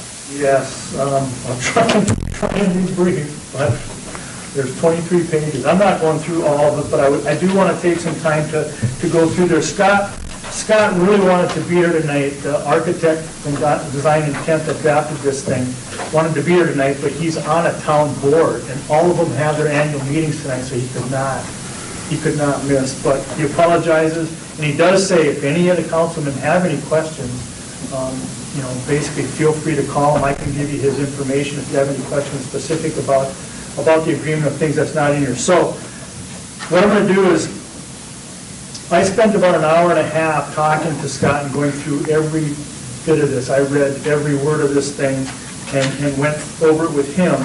I'm going to go through it page by page quickly, but if there's something that I'm not going to spend time on that you guys have a question on, having the opportunity to read it, just stop me, or if I'm in a page and you have a question, ask me the question, and I'll hopefully have answers for you. So basically, this document is the agreement between the architect and the city to put together the plans, specs, bidding documents. This document also covers all the way through construction, so that at the end of the project, we've got a finished swimming pool, new aquatic center. So there is basically 6 different phases of the document. So I'm going to start going through it. The first page is really just identifying it's between the city and the architect, Design Intent, with the project being Pelican Rapids Aquatic Center. Page 2 just kind of goes, is a table of contents or whatever. Not going to spend any time on that. The budget to be determined isn't filled in. It says to be determined on it 1.1.3, and really the budget really is the estimate that he had given, the latest estimate for the cost, which was $4,033,000 or $34,000, something like that. On top of that, the budget's also going to have to include financing costs. And so my estimate, and we'll have it in there when we do the final document, but my estimate's about $4,090,000 when we start figuring financing costs in to do the bonds. Construction date on page 3 is yet to be determined. The commencement date, substantial completion. A lot of that stuff is also drafted in the document that's the agreement between the contractor and the city. So once that's developed, then things could be put in. Also, it just talks about this thing will be all competitively bid out.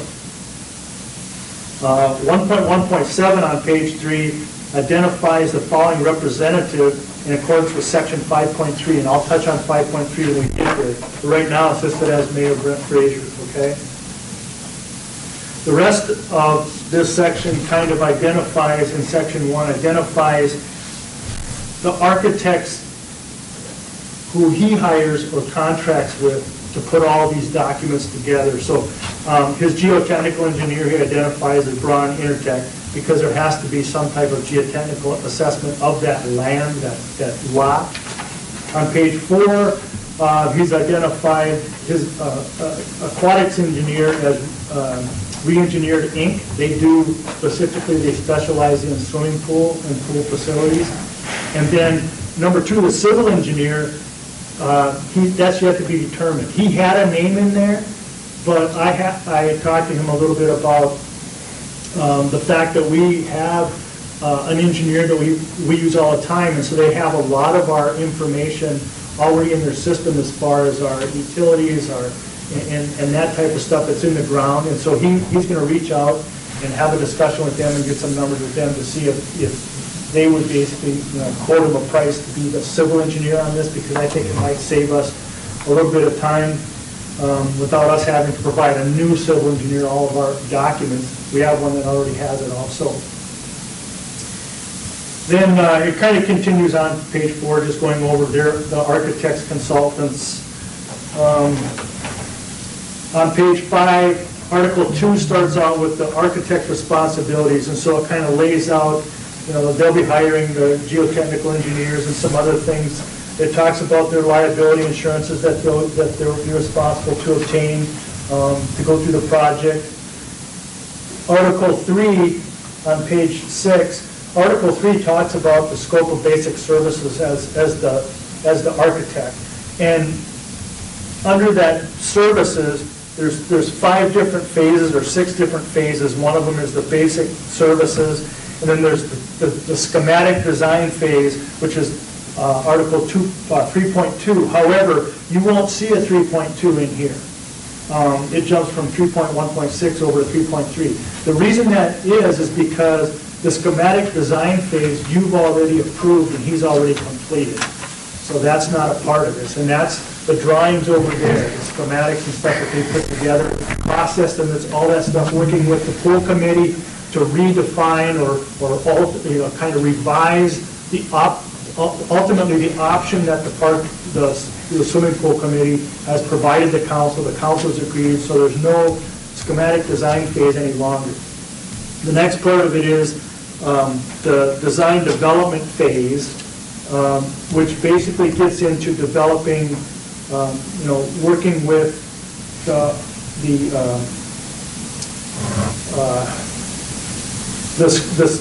detailed drawings and stuff that got to start getting put together, the as-bid documents and all that type of thing, which is part of also the 3.5. So in 3.3, they're doing some more designing. He's getting all his sub-consultants or consultants with the pool design. They put all that stuff together. That's part of the design development phase. In 3.4, the construction documents phase is when they start putting all the construction documents and stuff together to get ready to go out to bid, make sure that they have that other AIA document that's going to be the agreement between the city and whoever wins the bid. Get them documents together. 3.5 is the procurement phase. That's when he actually starts working on putting all the bid documents together and going all the way through the bidding phase of it. So by the time we get through that phase, we bid it. We already know the low bid. And then 3.6 is the construction phase. So now he oversees in that phase, the construction will be happening. He'll be overseeing the construction activity at that point. And so those are the different phases that this involves. Then you get into some of the evaluational work, which is this document in itself is a standard template document that the architect uses. We had this same document was the one that he gave the library board when the library board went through the same process for the roof of the library, it didn't have some of the stuff necessarily in here that's filled in the way this one is, but this is the same document they used. When we did the City Hall project and we hired BHH as an architect, BHH did not use this particular document, but they had their own that was based off of this document and putting their own agreement together. So, so that's kind of what this whole Article 3 talks about. When it touches on project completion and how the architect's going to kind of be moving forward as it goes through the project. When you get to Article 4 on page 11, it brings up any potential additional services. And there's a table there that lists out and outlines other services that may be needed on the project and who's responsible for them. You'll see a couple of them programming, multiple preliminary design. Those have already been completed based on what he's already done for us. About 5 down, 4.1.1.5, it says site evaluation and planning, owner's responsibility. There's things that we're going to have to do to make sure that that site's ready to where, we can start working on the demolition and all that type of thing. But there might be, one of the things that I'm looking for and working on right now is trying to find out for that pool site, do we have a survey? Do we, is there any easements in place for it, that type of thing? That's what this site evaluation and planning is all about. That's our responsibility to make sure, because we don't want to have it surveyed again. There's right-of-way along there, making sure that that's all identified where that is, get that information to them so that they can start putting the plans together. A lot of it's not provided. You see that the civil engineering at 4118 is the architect's responsibility. There's a lot of it that still is not provided, isn't necessary. As-built drawings, the architect will get us, or as designed, a record drawing, and then the as-built, as construction will come from the contractor. Other areas of responsibility for us is under 4.1.1.20, the architect's coordination of the owner's consultants. So if there's something we decide we want to do on that site and we hire somebody outside of this project scope to do it, we're just going to be responsible for any fees that we might incur if we want to hire somebody to help do something on that's outside of this. So that's that not provided definition? Correct. Okay. Possibly. Yeah. Telecommunications, data design, so any phone systems, internet systems, that type of thing that goes into this project or into this design is something that we'll have to look at doing. If we want to get our phone system tapped into there, if we want to make sure that internet's provided to that, get the modems and all that. We work with Arvig, that's our responsibility. That's not going to be part of what they do, which is typical project stuff. Security evaluation and planning for security. If we want to have a security system at that facility, like we do at the airport, like we do in City Hall, that type of thing, that's outside of the scope of this project. After this project's done, we'll hire our own people to go in there and do it. Or if it's something that we want to look at doing as the project's going on to make sure it's planned into the building, hasn't been talked about, and that's something that we can incorporate or do, but that's extra cost to us. It's not part of this project. On the second page, 12, he does provide, again, he just re-mentions those subcontracts that he'll have with engineers or consultants for various things. Aquatic engineering, he's responsible for that. Geotechnical surveying, he's responsible for that. And then that solar panel array that is part of this project, he's responsible to make sure that that's all, he gets all the designs and all that stuff for that from his subs. Then I'm going to jump down to page 11. There are some on page 12 on the bottom. It talks about additional services that if they come into play aren't part of his total cost under this agreement. So there might be some additional costs, printing out more, paperwork, stuff like that. When you get over to page 13, 4.2.3, he does mention in there, you know, one review of shop drawings as he gets them from some of the contractors or subcontractors, one visit a week, and then one inspection of portions of work to determine whether it's meeting the designs and that type of stuff. And I asked him about this. I said, you just got one here. You may be required to be here a lot more than that if you think about how, you know, how this building went, how the library went. And he said, these ones in here are just the bare minimums. He understands that he's going to have to be here as many times as it takes to make sure that they're doing the job right and dealing with anything that comes up. So he just put one in here to make sure that that's the minimum, but he understands and expects that he's going to be here much more than that. And there won't be additional charges for that. He just doesn't know how many times he's going to be here. He just knows it's going to be more than one. And then page 13, that 4.2.5, he says that the agreement, if the services covered in this agreement have not been completed within 18 months of the date of the agreement, there may be additional services or costs, whatever. And he said he doesn't know how long this is going to take. He just has to put a number in there. He's just guesstimating 18 months.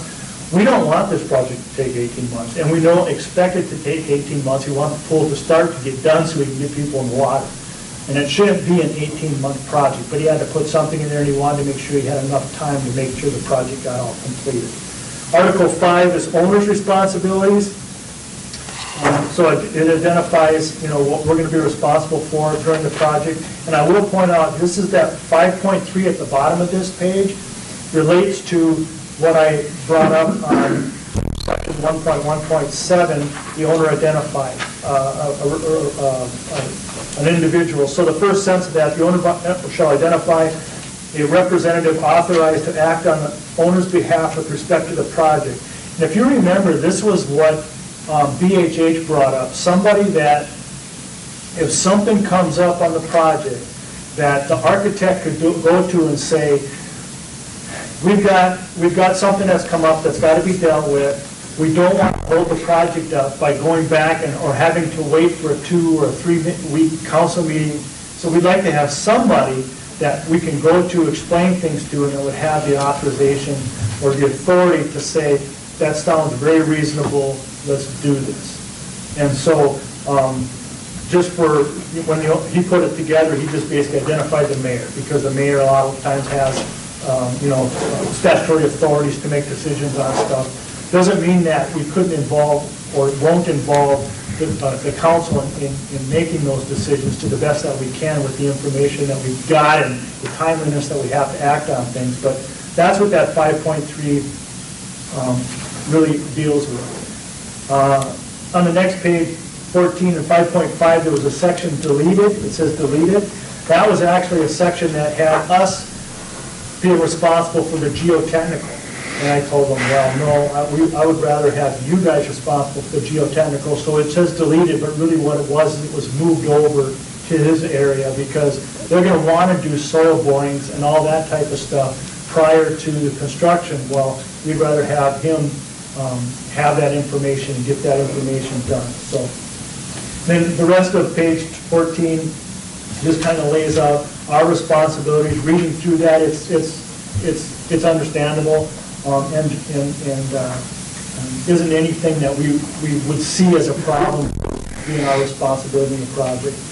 Article 6 just gets into the scope of work.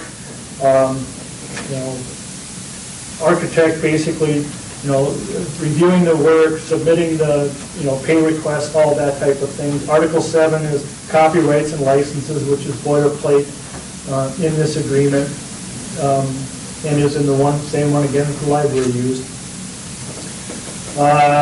It also talks about, in Article 8, gets under claims and disputes, so if there is disputes or something like that, the process of arbitration being used to settle any disagreements that might arise between, as a result of this contract. The rest of it, again, is boilerplate. I'm going to jump all the way down to Article 11 on page 19, which starts at the bottom. I'm going to flip to the very next page, page 20. The top of page 20, it says .1, stipulated sum. And that's one of the things that it's yet to be determined. He wants to get the civil engineer, get the information from Apex Engineering and be able to then take, and he'll have the 2 quotes from the civil engineers. He's got the rest of the stuff, but he'll have them, and you'll be able to plug that number in and come up with a stipulated sum. I can tell you that when talking to him, the stipulated sum really is the estimate that we've been talking about and that was presented to the council with the cost of the project. And under the engineering and design fees and that type of thing, I believe under the cost estimate it was $285,000. That's the sum. But he thinks he's going to be able to basically do better on that, which he hopes he does. You know, that was just an estimated cost under the cost estimates to come up with that $4.33 million, $4.33 million. His portion of it was $485,000. Well, he wants to, by the time he gets done getting all the sub numbers, he'll put that number in there, but he believes it'll be less than $285,000, but he just wants to make sure that it is. So we already know what the number is. It's $285,000, should be less than that. Towards the lower third of page 20, it talks about, under 11.5, it talks about the percentages of these different phases. I had talked about these phases. The schematic design phase, that's already been taken care of, so the percentage is 0. The design development phase, when he gets done putting all these design documents that he gets from all of his sub-engineers and stuff, consultants, he gets all that, puts together, and it's done, he'll bill us 35% of, I'm going to use the number of $285,000, because that's what the estimate was that he gave us. So at that point, 30% of his design and engineering costs will be pretty much complete. And he'll bill us basically for 30% up at that point. He'll bill us on a monthly basis, but through that process, if it takes 2 or 3 months, by the time we get through that design development phase, we'll have spent, in a sense, 30% of the budget, okay? And then construction phase is 50%, the procurement phase, going through all the bidding stuff, put all them documents together at 5%, and then through the construction phase, it's another 15%. That makes it kind of gives us a breakdown of how much we would build as we go through those different phases. And then basically on page 21, under 11.8, compensation for reimbursable expenses, he's got a list of things that are kind of added expenses that you don't know how much is going to come up as it relates to long-distance services, printing documents, postage and handling and all that type of stuff, delivery. He doesn't expect that there'll be much, if any, of that stuff, but it's in this document.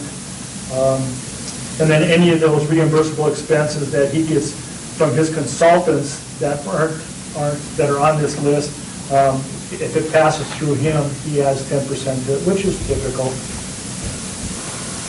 And then payments to the architect would be done on a monthly basis. Article 12 on page 22, special terms and conditions. This is stuff that he filled in.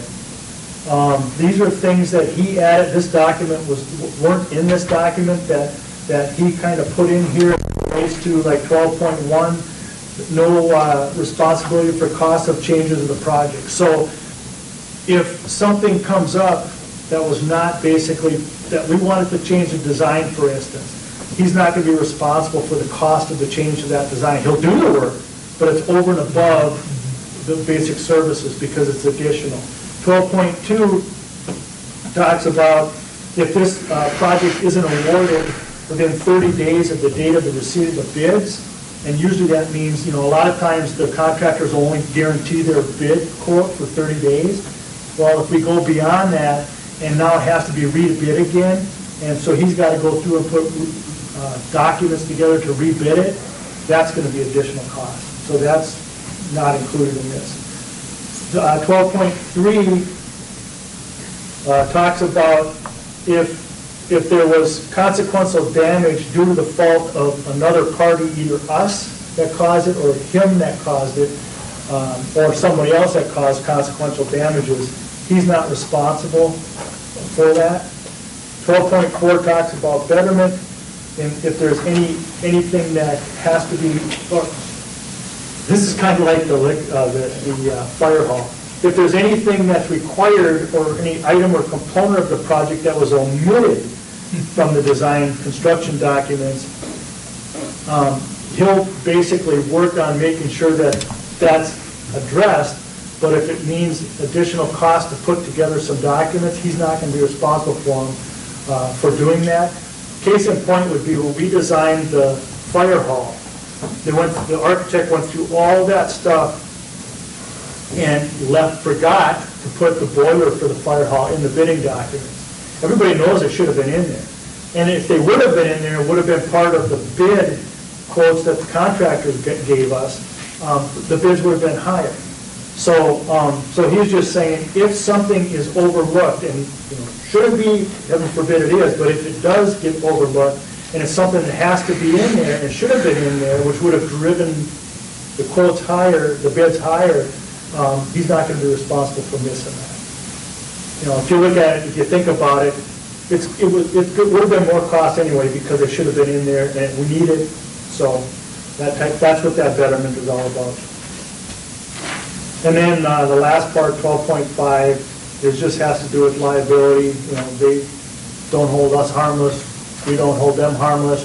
But if something should happen, we can't go after him for any more than the total cost of his, liability-wise, the total cost of his architectural fees, consultants' fees, et cetera, and I know that typically I would think that the city attorney would probably have a problem with that, except for the last sentence says, unless otherwise prohibited by law. So he can't basically restrict us to anything that we could potentially go after him from a liability standpoint, can't go after him to get reimbursed for, that might be, covered in law that says we can. So that's what that's all about.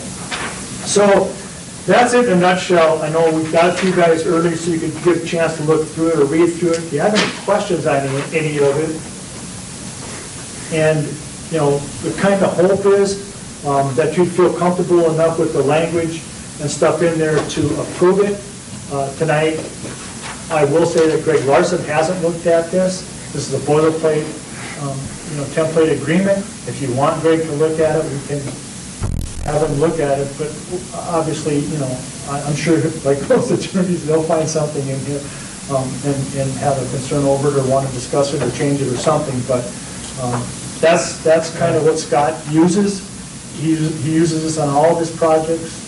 Again, you said you read it word for word and talked an hour and a half on the phone with Yeah, I did. I guess, I'm comfortable with it. I don't know how much, other than, some things that just from a legal standpoint, the city attorney probably would want to talk about changing it, but is there anything you guys are concerned about, or do you have any? Counsel? Well, I actually studied this. This lawyer talk, I'll tell you, say 11.8.2. I'm good at numbers, but I don't understand. You understood it, but it's page 21. 11.8.2? Yeah. 11.8.2, the reimbursement expenses, the compensation shall be the expenses incurred by the architect and the architects and consultants plus 10% of the expenses incurred. That's basically talking about this list of things under 11.8.1, it's 1 through 12. So if he has to print out a bunch of stuff that all isn't part of the bidding documents, and all of a sudden we say, hey, could you give us 5 copies of a map of all this, whatever, then if it has to come from him, he can charge us extra for that. But if he has to go to the pool, for instance, the pool engineer, and get those from the pool engineer is going to charge him, and he's going to add 10% to that for kind of a handling fee is what it's talking about. Can I ask more? Steve, I'm looking at cost. I searched the document for dollar signs and all that stuff. So I'm looking at total cost, and then basically they usually get paid by a percentage, right? I mean, that's of the project. Sometimes they do a percentage of the bid documents, sometimes they do a percentage of the project, but what he's done is he sat and he estimated it based off of the estimate that we had for the whole pool. For his engineering and design, he put all that together as an estimate. This document, with him now going and asking and he has had that communications with these other design guys, and he's gotten numbers from them, their estimate numbers, and he's folded that into here. He had a number there, and his number was, I'll just share with you, was $274,000, which is $11,000 less than his estimate. This thing is basically fine-tuning his estimate, because this is what he's going to go off of. The 285 that was in the estimate was an estimate. If this is agreed to, or when this is agreed to, this is then what he works off of. He doesn't work off the estimate anymore, he works off this document, which is the stipulated sum, 274.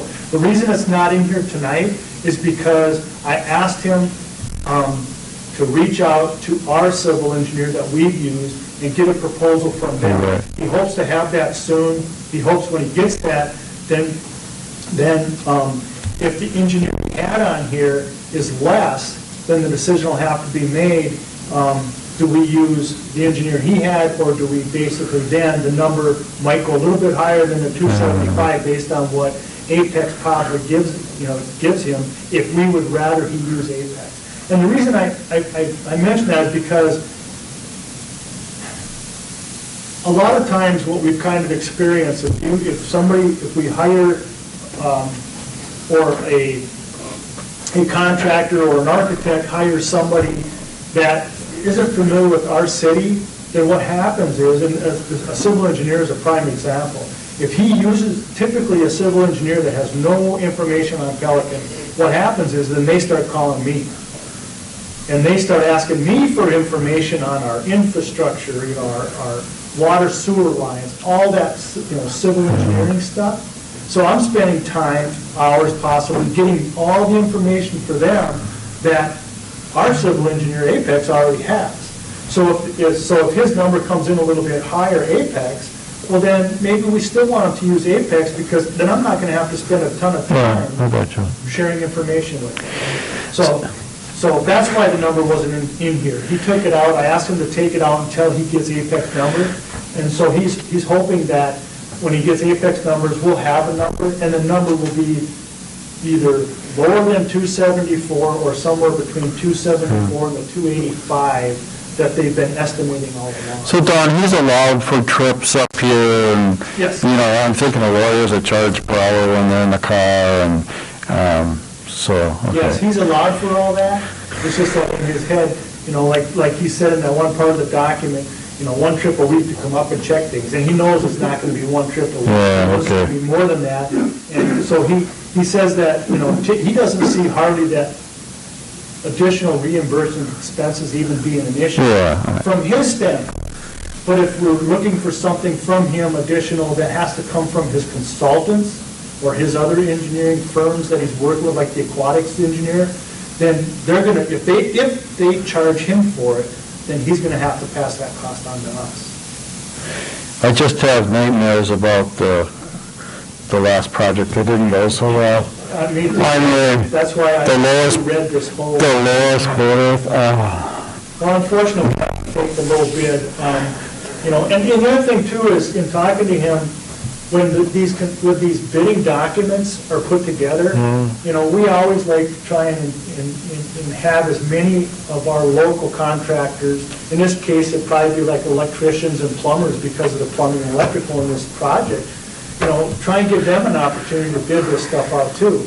And so, he talked about when these bidding documents are put up there, because they all use a website now for the contractors to go and be able to pull this stuff down, to make sure that our local guys are also aware that Tim, bidding documents are available now. You know, he advertises them in industry ads and stuff like that too. But make sure that our locals are also aware of it, because then they can go and look at these things and say, hey, you know, I want to, our electricians and our plumbers will be able to bid on it also. Provide the general contractor with their cost estimates to do it, so maybe they'll get to work. Councilman Ballard, do you have any questions? I do not. Okay. So if you guys feel comfortable with basically what we talked about in the document, to approve it tonight, we've got some, you know, dollars to fill in, that type of thing, but I don't expect any surprises. We know what the estimate was, we know what he's trying to do, that it should be less than the estimate. Once we have them, so we have a final document, we'll get a final document so that everybody sees it. If you feel comfortable approving it right now, if you don't, you know, and you want some questions answered. Anyone like to make that motion? Can I ask another? I have a couple more questions. You know, there's things you can do when you build, like you could have ducts. You talked about going in afterwards with a security, you know, for that. Well, you know, if that's part of the plan, you know, if they leave duct routing for you, that saves a ton of money. And I'm assuming that's not in the plans at all, but that's just a minor thing when you're building, and I'm just thinking about stuff like that. Yeah, so I don't know what it would take at this point. I can ask Scott, but, you know, as far as making sure that when he starts doing the design, that they take that, you know, incorporate that in. So if we want to put security in or something like that, you know, we've kind of got it built into it. I'll ask him about that and see if that changes any of this. It's because it's not like he's hiring somebody to design the security system into the project. It's just making sure that when he does the design, he takes those aspects of what we potentially could do into account, so it doesn't cost us more to open up ceilings or walls. Well, you know, just running a Cat 6 wire, you know. Not even running the wire as much as just a conduit that you can pull wires through. Because they'll have Cat 25 by the time we're gone, and so. But the in-place conduit it'd save you 50% after trying to do a completed project and adding it later. So I'll talk to him about it, but this might be one of those areas that he's going to potentially say, based on the way this is written now, you know, if we want to have somebody work with him, whoever we might want to hire to work with him to make sure that's in the design, it just means that, you know, we pick up that additional cost. We've done that with water and wastewater projects, run extra conduit for the future.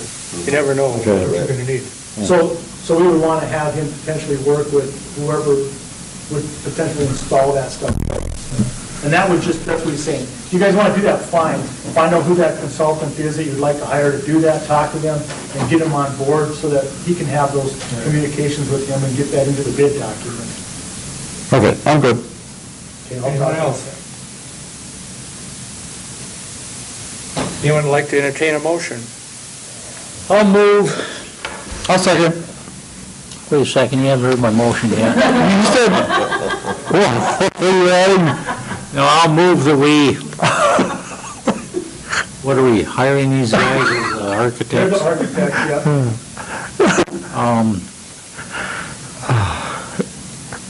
The pool committee has put so much work into this, and they've gotten to the point where I think we've got to proceed with it, so.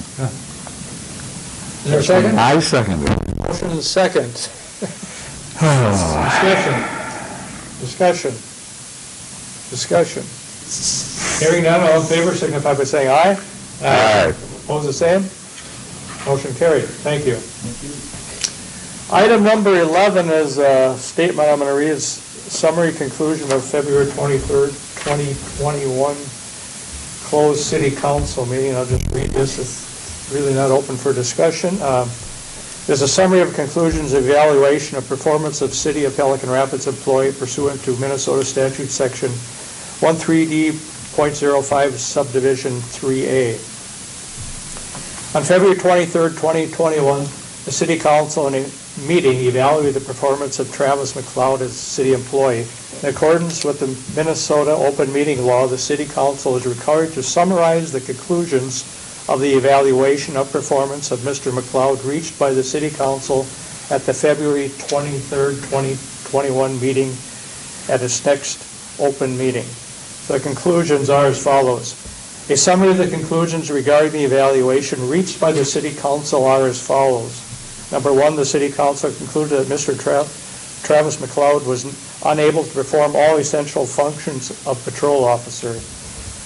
Item two is the city council approved a motion that Travis McLeod be removed from employment with the city of Pelican Rapids effective February 24th, 2021, which will be his last date of employment with the city for non-disciplinary reasons as specified in City Administrator Don Solga's letter to Travis McLeod of February 11th, 2021. So moving on, item number 12 is library report. Councilman Markraft, do you have anything there? Just some updates. The Library Foundation granted a request for the online library software, Hoopla and Overdrive. It's an expensive proposition to run every year, and it was exacerbated by the shutdown because it's an online library, essentially, where you can check out books and read books. So the foundation granted a request to give a donation to help cover those costs. And the Friends of the Library update, they're brainstorming ways to try to effectively open the book truck for summer sales, which is a pretty busy book trailer. If none of you know where it is, it's in the Trinity parking lot next to the park. We're really hoping that can be opened and manned this summer. Generates a lot of funds. In the director's report, our ice issue, probably not today, but before this warm spell continued, the northeast corner was, I went and looked at it, the northeast corner at where the flagpole is, at the corner of the building and the book drop area, I think some damage that had occurred. There's a large ice dam in the corner, has heat tape, but in that corner, the gutter has been, you can tell there was some pressure put down on the gutter, not probably, I can't say I'm no professional, but doubtfully from the ice. Let's just assume who was up there.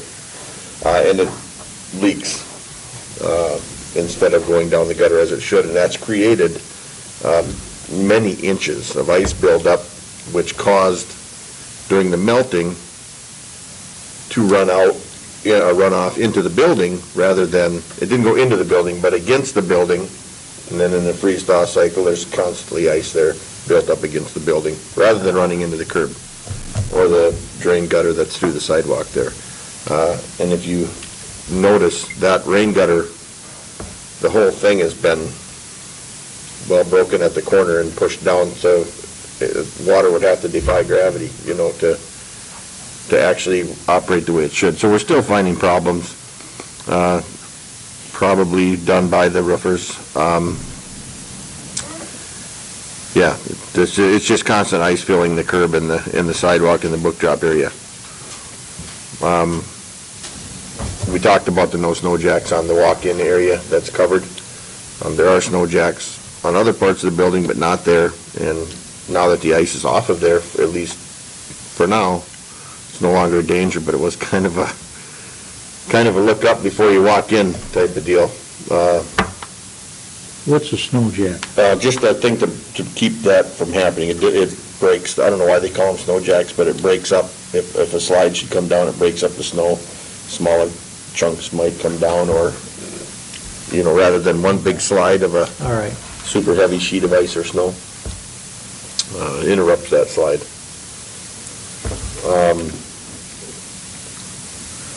The chairman's discussion was talk of advancing Kevin's talk about getting together or mediation or whatever was brought up with mediation.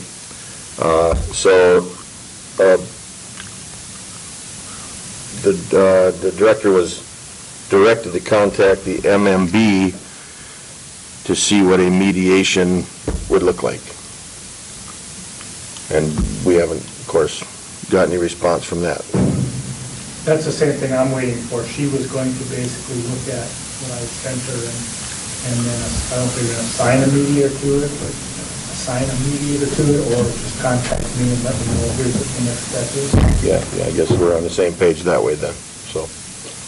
That in a nutshell is the library report. Thank you. Kevin, do you have anything to add? I was not at the last library meeting, so no, I do not. Okay, thank Yeah, you. can I ask? Yes. Kurt, is the roof, was that finished? Well, technically, no. No. It's not. Did they check out Lou's roof or any of that kind of stuff yet? I'm or- not sure where we're at with that due to the roofing committee, kind of. Okay. I was just, furthering these, another new issue kind of arose with this thaw cycle we're in, and seeing it running down out of the areas it shouldn't be running out of, the gutters, which are on a fused corner that is broken. But Can't believe we're using heat tape still. it's not plugged in right now. The heat tape has been dragged all over the place by the roofers. That's terrible. You have a question? No. So, is there a punch list? The roofing committee may have something, or the architect. I haven't seen one. I know there has been many pictures taken, and there's lists. I don't know if they're official punch lists, but So that dripping you're talking about that's, is something that should be on, it got added to a list. I don't know who holds that list, if it it's should be on that. correct. All right. And then at the last council meeting, we were talking about YouTube and where we're putting the videos, and you were going to mention to the board or talk to the board about using their YouTube channel to videotape and upload their council or their board meetings. And did you have that discussion? Until that came out of your mouth right now, that's how soon I forgot it. And I will admit that, but I will follow up with that. Sorry. I had a couple of people that mentioned to me since the last council meeting, yeah, why don't they do that? It'd be great if we could watch the live Yeah. meeting. Absolutely, yeah, I truly let that one go right in between, so. Okay. Now, speaking of punch lists. I'll make a Lou, note. You have a punch list from Pelican Press, anything with the roof? I sent it to the architect. It's on record with the architect. But I can send it here too, to the city. Did I send you one, Don? I don't know. No, I would just forward it to if you send it to me, I'd just forward it to the roof committee anyway, the library committee. Okay, yeah, no, I think it went to the library and I also sent it to the architect. I think that's the Okay, main good. one, that Okay. as long as the architect has it, I think you're probably safe. Okay, good. If there's no more information, we'll move on. Kurt's got the floor. We'll go to item number 17, a gambling permit for Ducks Unlimited. Oh, thank you, yes, the last gambling permit that you might remember approving in the not-so-distant past, we were trying to squeak a banquet in before another shutdown. That never happened, so we were not, we didn't have to, or we couldn't have a banquet, therefore we couldn't use the gambling permit. We couldn't change a date on the gambling permit that was approved, so a new gambling permit has to be brought forward. This is that gambling permit. The banquet is now scheduled for April 9th. It's not another banquet, it's the banquet, and hoping to get this approved, to get everything sent in and get the documents that need to be done by the state and back to Danielle and everybody for that banquet. Is there a motion to approve? So moved. Second. Thank you. Discussion. Hearing none, all in favor signify by saying aye. Aye. Opposed, the same. Motion carried. Item number 13, City Administrator Report. Don. Yep, since the last meeting, we had a department head meeting, which we've been talking all things COVID as it relates to the city and shots and vaccines. I worked with Danielle to get the agenda set for tonight and prep for the meeting. I continue working on the city website. I have all the department heads, the fire department, even the consultant for the steering committee for the planning and comp plan. Have all been looking at the website and giving me suggestions and ideas on how to set, what to put in their particular areas, kind of a working process. I created and posted the police department personnel jobs what we did was we posted for part-time and full-time. At the last meeting, some of the discussion was surrounding around the part-time employees, and I think Kurt, you asked about, something about the part-timers, using them, not using them, do we have enough, or can we get more type thing? And so we did post for part-time also. So as soon as, I think the deadline is the 19th of March, and we'll take a look at what we got, maybe extend the deadline if we have to, or start looking at doing some interviews. I posted it on the League of Minnesota Cities website, on post board, and also sent it to the tech schools. So that's where we normally do those. I did a virtual interview with the University of Minnesota Extension Center for Rural Policy Development. They hired a consultant to do a study regarding community diversity. And so I spent some time talking with them. At the end of their study, they're going to put a report together, and they assured me that we would get a copy of that report. And it kind of is going to relate to, just how communities in Minnesota are, dealing with diversity and equity and all that type of stuff. So I did, as we went over, I reviewed and discussed the proposal for the plans and specs for the pool. I also kind of got pulled into work on the DNR outdoor recreation grant for the swimming pool. Amy and Kate started working on it after you guys gave them the go-ahead to do that. And it is really involved, and they could not have completed it anyway on their own because there's a lot of stuff that they would have had to come to the city for. So I kind of got pulled into work on it, and we're hoping that we can at least get a grant put together that that we can get by the end of the month to the state. Some of the things they got in that grant application that you have to do is you have to contact a state agency by sending an email to try and get information on archaeological and historical activity in the township section and range in which that land sits on. You guys looked at this application, you'd say the same thing I said when I looked at it. Wow. So I'm going to work on that and see if we can't get an application put together. I attended the March 8th pool committee meeting. I do continue to work on some police department personnel issue, and you'll hear more about that in the future. I'm sure. Attended a virtual meeting with Archer County's Community Development Authority regarding housing, and we do meet on a weekly basis, a group of people from cities and different organizations talking about just COVID stuff, but also housing is what the topic was. The mayor and I met with Dina Johnson regarding Historic City Hall, and it was kind of a 2020 wrap-up, but also, talking a little bit about what we see or what she sees happening in Historic City Hall for 2021. Obviously, 2020 was a weird year with COVID.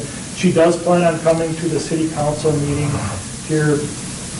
I don't have right in front of me what meeting it was, but we talked about having her come probably one of the April meetings and actually give the council a report on how things went down there as part of her keeping the doors open and also working with the tourism center. So, and then also had a report of a little bit of a sound issue at our at a council meeting. It wasn't real specific which one, but I listened to the video from since the 2021 meetings, and there's a big difference between all of them up until the last one. The sound was just fine, but the last one, it was a little bit grainy, and some of the mics were grainier than others. You could pick out what they were saying. You could understand what was being said, but it was kind of a distraction that it was kind of grainy. So one of the things we're doing is we wanted to just check something tonight, and we made a couple of adjustments to see if we get the same issue after tonight's meeting. We'll look at it. If we do, we may have to look at maybe getting Sight and Sound to come in and look at something if we can't figure it out ourselves. But one of the things that I'll mention for the people out there that might be listening or might see this actually tomorrow night, for those that know of the YouTube channel, but You know, before we put our YouTube channel together, these meetings were recorded, uploaded to RBIG tomorrow, but they wouldn't be played on the community's channel, the new meeting, for a week on the TV, the Access channel. So they had to wait a week to listen to this meeting. But now that we have the YouTube channel, the city's YouTube channel, tomorrow when Annalee uploads this meeting to RBIG, which won't be viewable for a week, we also upload it to our YouTube channel.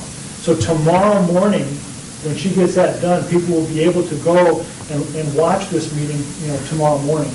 And so I would just throw that out there to everybody and share that instead of waiting a whole week, start looking at it. Go to the city website, on the top right corner, you'll see Facebook and you'll see YouTube. Click the YouTube and it'll take you right to the channel, and you can watch all of our council videos for 2021.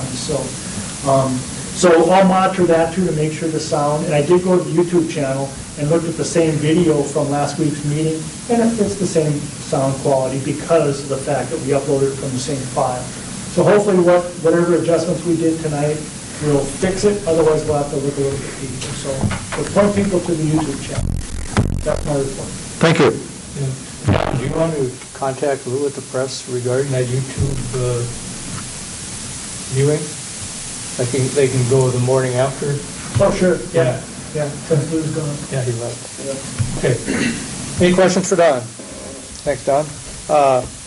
Item number 14 is mayor's report. A few items within the last couple of weeks. I continue to submit weekly. Mayor's Council Pelican Press had conducted a conversations with the mayor event at Historic City Hall on February 24th. I had a visit with Emily Reno of West Central Initiative, who's working on the local foods, local places program, and how that would fit into our City of Pelican Rapids comprehensive plan.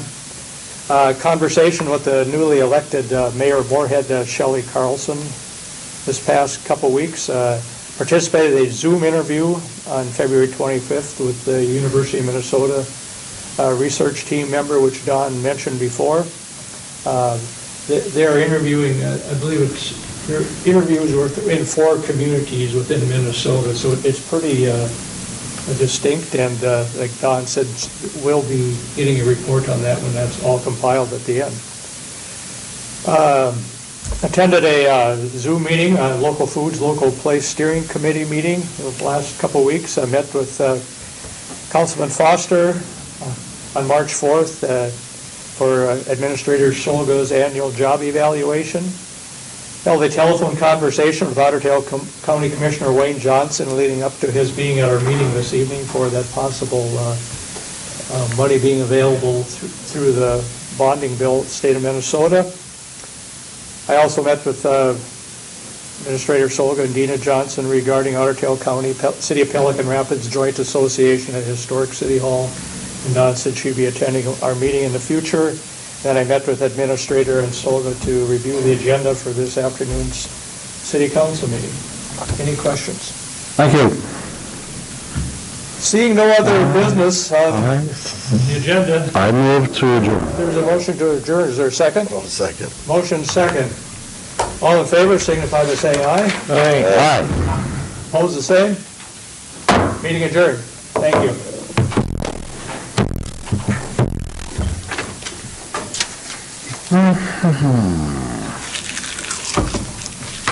Get back to work, Steve. Yeah.